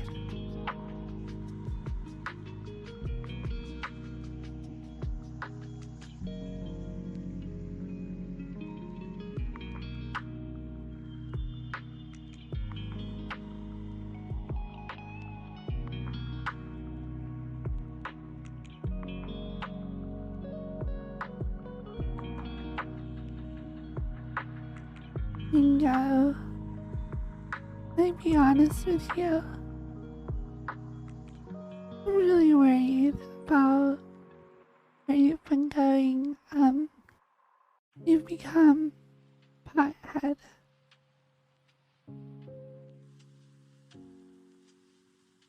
I'm sorry, okay, I'll leave.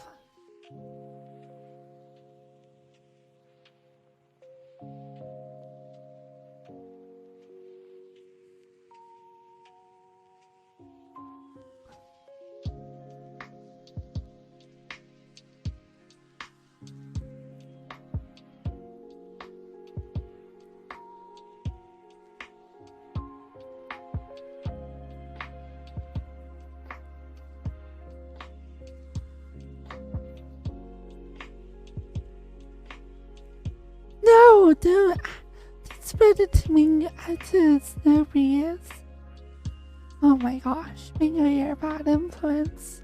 Don't turn Snow Breeze into a pothead too.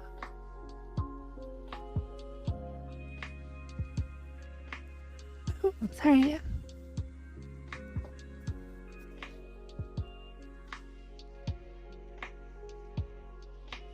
This is, my new headcanon. Bingo's brain has gone to toast because she is a pothead. 3 props, 3 puns. Thank you. I'll be back Fridays, Saturdays, evenings. I perform here.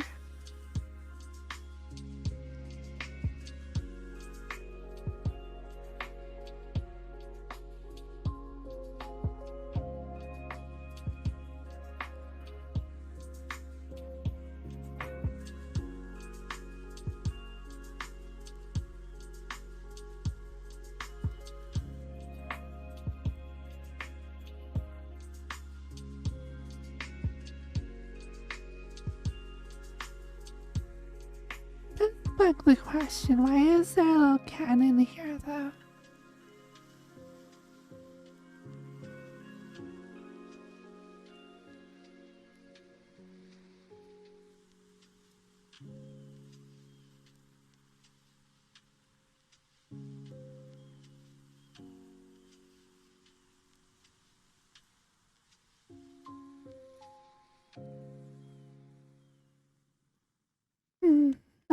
good without the balls.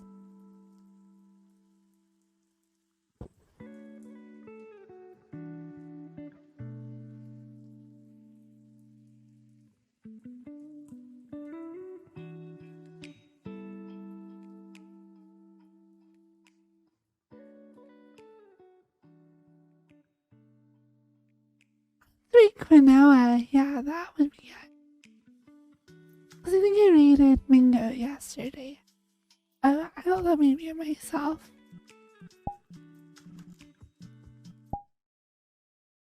Oh no, that is the wrong cider.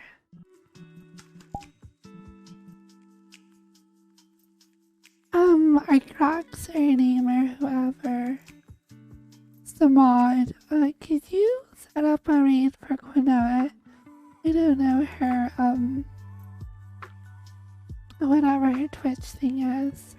It's just quinoa. Okay, cool. Thank you.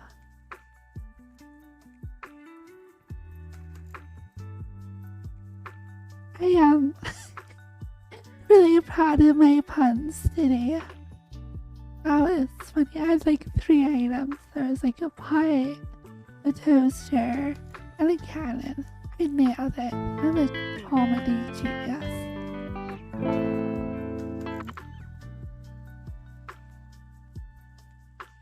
I love you guys.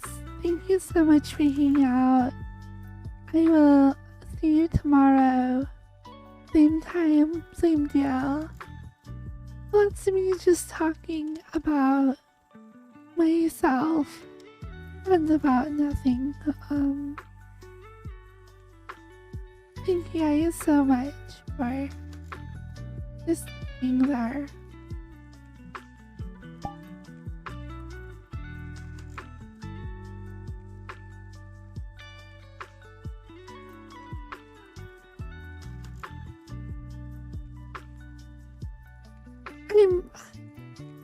I'm hoping that I can just keep streaming even as it continues to shrink and whatever. I'll just keep it going even if it's only... I mean, we'll see. I have to get a job first and that will take some time. Then I'll have to like figure out excuse me, figure out my scheduling. So